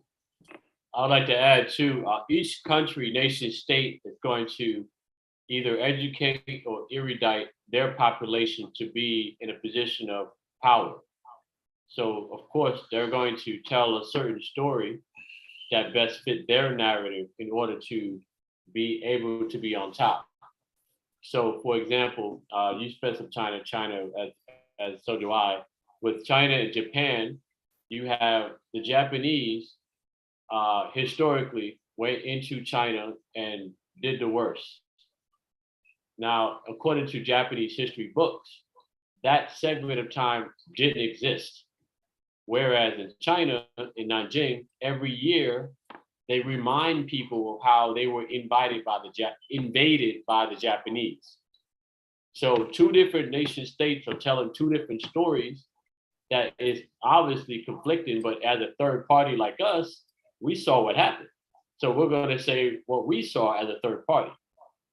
So when I went to Turkey and had a conversation from someone from Casablanca, Kingdom of Morocco, he informed me that they told him, and in the books, that America's Morocco, Al-Maghrib, the farthest west. And they know this, but they don't say anything because it's not their responsibility to tell us what we should already know. Absolutely.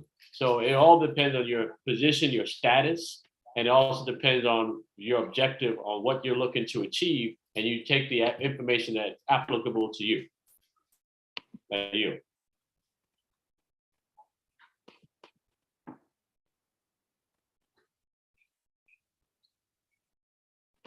Here, do you remember that with the Japanese and the Chinese? Yeah, I do recall, and I still feel like even from the Moroccans per se, it's like, do they say like we're their little bros? Or like I'll feel a little more flexible ownership. You know what I mean? If they knew that like they'll be our little bros technically. Like we're the OGs of everything. Everyone's a little bro.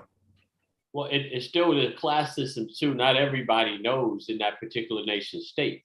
You do have the people who are poor, and you do have people who are wealthy in the same nation state. The wealthy know way more than the poor does. And does this comprehension of the way nations relate, are these the quote unquote like Masonic secrets of like development and control? Who is we? I didn't say we, I said the Masonic secrets you hear about, like secret societies controlling things with is this where that category falls into? That basically create education over erudition and split the world up and make it microcosms of the same thing and keep stupid. It's not a secret if you read. They It's sugar tortoise. A lot of sugar. A lot of sugar. Okay, I got you. Cool.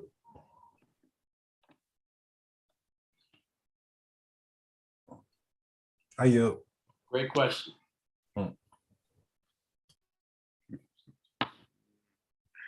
Love it. Love it. Love it. Love What's it. going on, Diamond?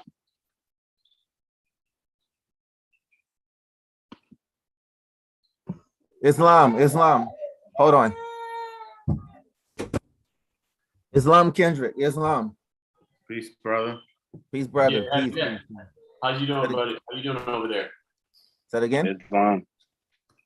How are you doing over there? I'm great. They have everybody on lockdown over here. So Just for the record, you on YouTube. So where is over there so people know? Shanghai, corporate China.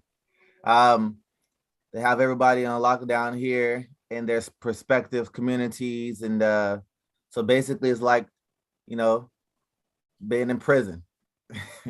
Okay, question. Does like the peace and treaty friendship stuff that exists over here for like, oh, I don't have to like have a license plate and the tag and yada yada yada or any kind of ID. Does that same frequency exist over there of like, yo, like this is like I'm Asiatic. Like, is there any kind of swag you could pull over on the natives at all? If you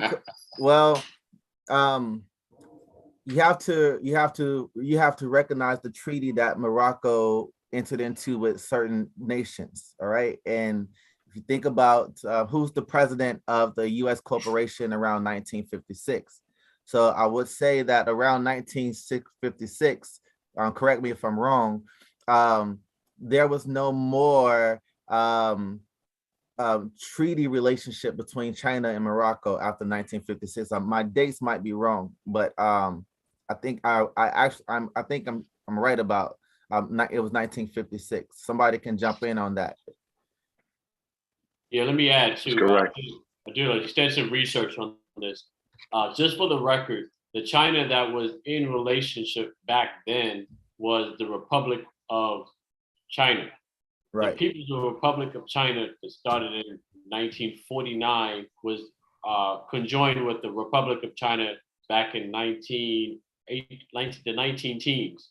So at that point, that relationship was always with the United States because at that time, Morocco was still colonized. So in the late 1800s, the Chinese was also colonized. So that they corporatized that Chinese to do with the corporatized colonized locations here. So therefore, the autochthonous Chinese Moors never had a relationship with the autochthonous Moors on the American continent. So that there is a gap. And to answer the question there, when I was over there a few years ago, just knowing the principles of law created more space. But we still have to remember that the treaty is the law of the land. And we're not sovereign on a occupied territory over there. So we can't apply treaty with, well, there is no treaty. So we're basically in a position where we're stateless over on that soil by way of operating through the United States. So admiralty law does work, but the level of representation is minimal. So therefore it would appear that it doesn't work. That makes sense. Yeah, I mean, it's a dense answer. I got to comb through it twice, but I definitely got some comprehension of what you're saying. So basically, the answer is no. All right. Yeah, you're just in somebody else's land. If that was the case, then the lockdown wouldn't affect me. That's what I was hoping. Like I was understanding. Like I mean, maybe I'm like misinterpreting like the lineage of the Moorish Empire. I thought it was like the whole planet. I thought there was like no limitation where the shadow hits, but apparently it's like, oh, only the Western America kind of thing. Maybe a little bit Africa. Well, this is where the tribe comes in. Like different, like everybody has different national political governments. Even though we're all Moors around the world, everybody have a different governmental situation of each hemisphere you go to. So right. Yeah, we're all Moors, but we all have different. We're all different tribal groups around the world. So what happens over in America is not the same political system that happens over in Manchuria, China. Right, and it goes back to what Jalil mentioned as well when it comes to like who you're dealing with. You have you're dealing with a corporation at that, you know. So this is a corporation operating as a nation. You see what the point where we're coming from. So and also too, you have to look at it from a de facto angle versus a de jure angle as well, which are two different angles. My understanding is de facto should never even exist. Like de facto is all like shouldn't even be there though, correct? It shouldn't. It shouldn't be there. It shouldn't, but it's there. and because it's there, this is what we're dealing with. And it exists by the participation. Right. You know, it is fictitious, but it's a lot of people are partaking in this whole game. So it still stays strong for where it's at. It goes back to the dollar versus fiat. You know, a lot of people believe, I would say, that the fiat is real money when it's monopoly. And so they operating in that belief system. They believe that fiat has power and that's because the people are giving it power. But whatever you don't give power to will be powerless. So as long as you keep giving power to it, that's where the power is going to be. Facts.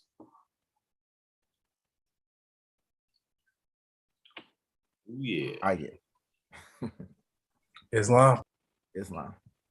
So one thing that I found very difficult to do is to tell Chinese people that they are acting as straw persons. They don't want to accept it because it's in their benefit right now. They're taking over the world. So why would they change? Second, you have to articulate it in their language through their culture for them to even comprehend what you're talking about, especially with civics. And we all know how the bar, which is the British Accredited Registry, and those who take an oath to honor the Queen and go in these courts, they serve the Queen. What do you think is happening with the Chinese? So they too are doing the same thing to their own people, and those people haven't figured it out yet because it hasn't hit them in a way yet. But it will. But when it does, just know that a 1.9 billion people is going to shatter and go like, this is a facade. At that point, we need to be set up in line and ready to go to save them. Mm-hmm. So what has been traditionally historical is that we've always led the world. We will always continue to lead the world. This is why it's happening here first, and then it will start to happen everywhere else. Have you ever seen the movie called Surrogate? Starring Boris Kojo. You ever seen that movie? You saw it before, Dishawn? Yeah. Just Surrogate. I remember that movie. You got to check it out. One of my favorites. One of my favorites too. Absolutely. You got to check it out because it's basically about the takeover of the de facto. If you look at it from that perspective, it's about the takeover of the de facto. And then it's like, and people don't want to be real. They want to be in a de facto era, but towards the end of the movie, the de facto dies out. And just like, wow. That's Bruce Willis in that, right? Yeah, that's Bruce Willis in that. Yeah. And him and his wife is living in the same house, and they both off to the side doing their own thing. Yeah. Right. Yeah. Exactly. Yeah. His wife didn't want to come out for nothing. He like, right. I'm back to the real world. She like, this is where I'm staying at. And she was a hot mess too. So it goes back even to what Dishawn was talking about, about who do you love better? Who do you love better? Who do you connect with more? Broken relationships because of people are the opposites and how they want to live, for lack of better words, and how they want to be. It goes back to that because that exactly happened in the movie as well. Facts. Yeah, we're gonna have to show that movie in our movie night for our residents. Yeah. So those who haven't seen it, we're definitely gonna make sure you have an opportunity to see that. Thank you for bringing that movie up. Good point. Yeah, that thing deep. Oh wow, this is great. Well, it's that time. Oh man, we had some fun. Enjoy yourself, Dishawn. You got some stuff off your chest. I hope everybody did. Like I said, get some type of enlightenment, get another perspective of unity, not as a whole, but as a collective under one national flag and one nation on one land. But we do have rights to and freedom to be within our own social groups and kindreds. We don't have to be afraid to be separate but equal. So I hope everybody gained some type of enlightenment from that. And stop pointing fingers, look within yourself first. Absolutely. Before we start looking out and look within, blaming others. Absolutely, brother. I second that one. Say it again. Stop looking out and start looking within. Stop blaming other people for your actions, because all they're doing is reacting off of your actions. How do they do that? How do they stop reacting off of people? That's it. And they should take a course. Well, you know, the university has tons of courses. Where do you want to start at? University have tons of courses. Tons of them. Keep you busy for the rest of your life. Literally. But if you want to free yourself within 6 months, we have a great course set up for that. You want to be able to walk out the amusement park, have some fun, walk back in like us? Take the course. Take the course. Yes, you can go to treatyrights.org, contact us to get a list of the course. We teach how to write an affidavit. We also teach trust courts, IRS filing workshops. Tax season. Tax season is still here. Get your tax courses. There's a lot of people leaving money on the table. Yeah. I always tell a lot of people that, you know, because I was talking to somebody last night. They say, "You filed your taxes yet?" I just froze for a minute. I didn't even know how to answer that. I'm like, taxes. I said, well, I don't do taxes, but I do fill out IRS forms so I can make sure I get all of my notes back. Ooh. I'm not leaving nothing on the table. That's my favorite. That was my favorite part of the class. I got a whole envelope full of receipts. Man, listen. The people need to know this. Since we live, ask yourself, how does H&R Block, RE/MAX, all those different places that do taxes, how can they be open, give or take 3 months out the year, but able to pay their bills for the whole year? Meaning, how do they only operated for 3 months out of 12 and be able to pay their bills, their rent for that location for the whole year? How is that possible? I know it's a good question, because you gave them power of attorney. They filed the taxes for you, and you did the part that you known to do, and they did all the other ones you should have done. You sitting there, you thought you was doing something, you got $5K back. Just know that he got at least $100K off you. I promise you that.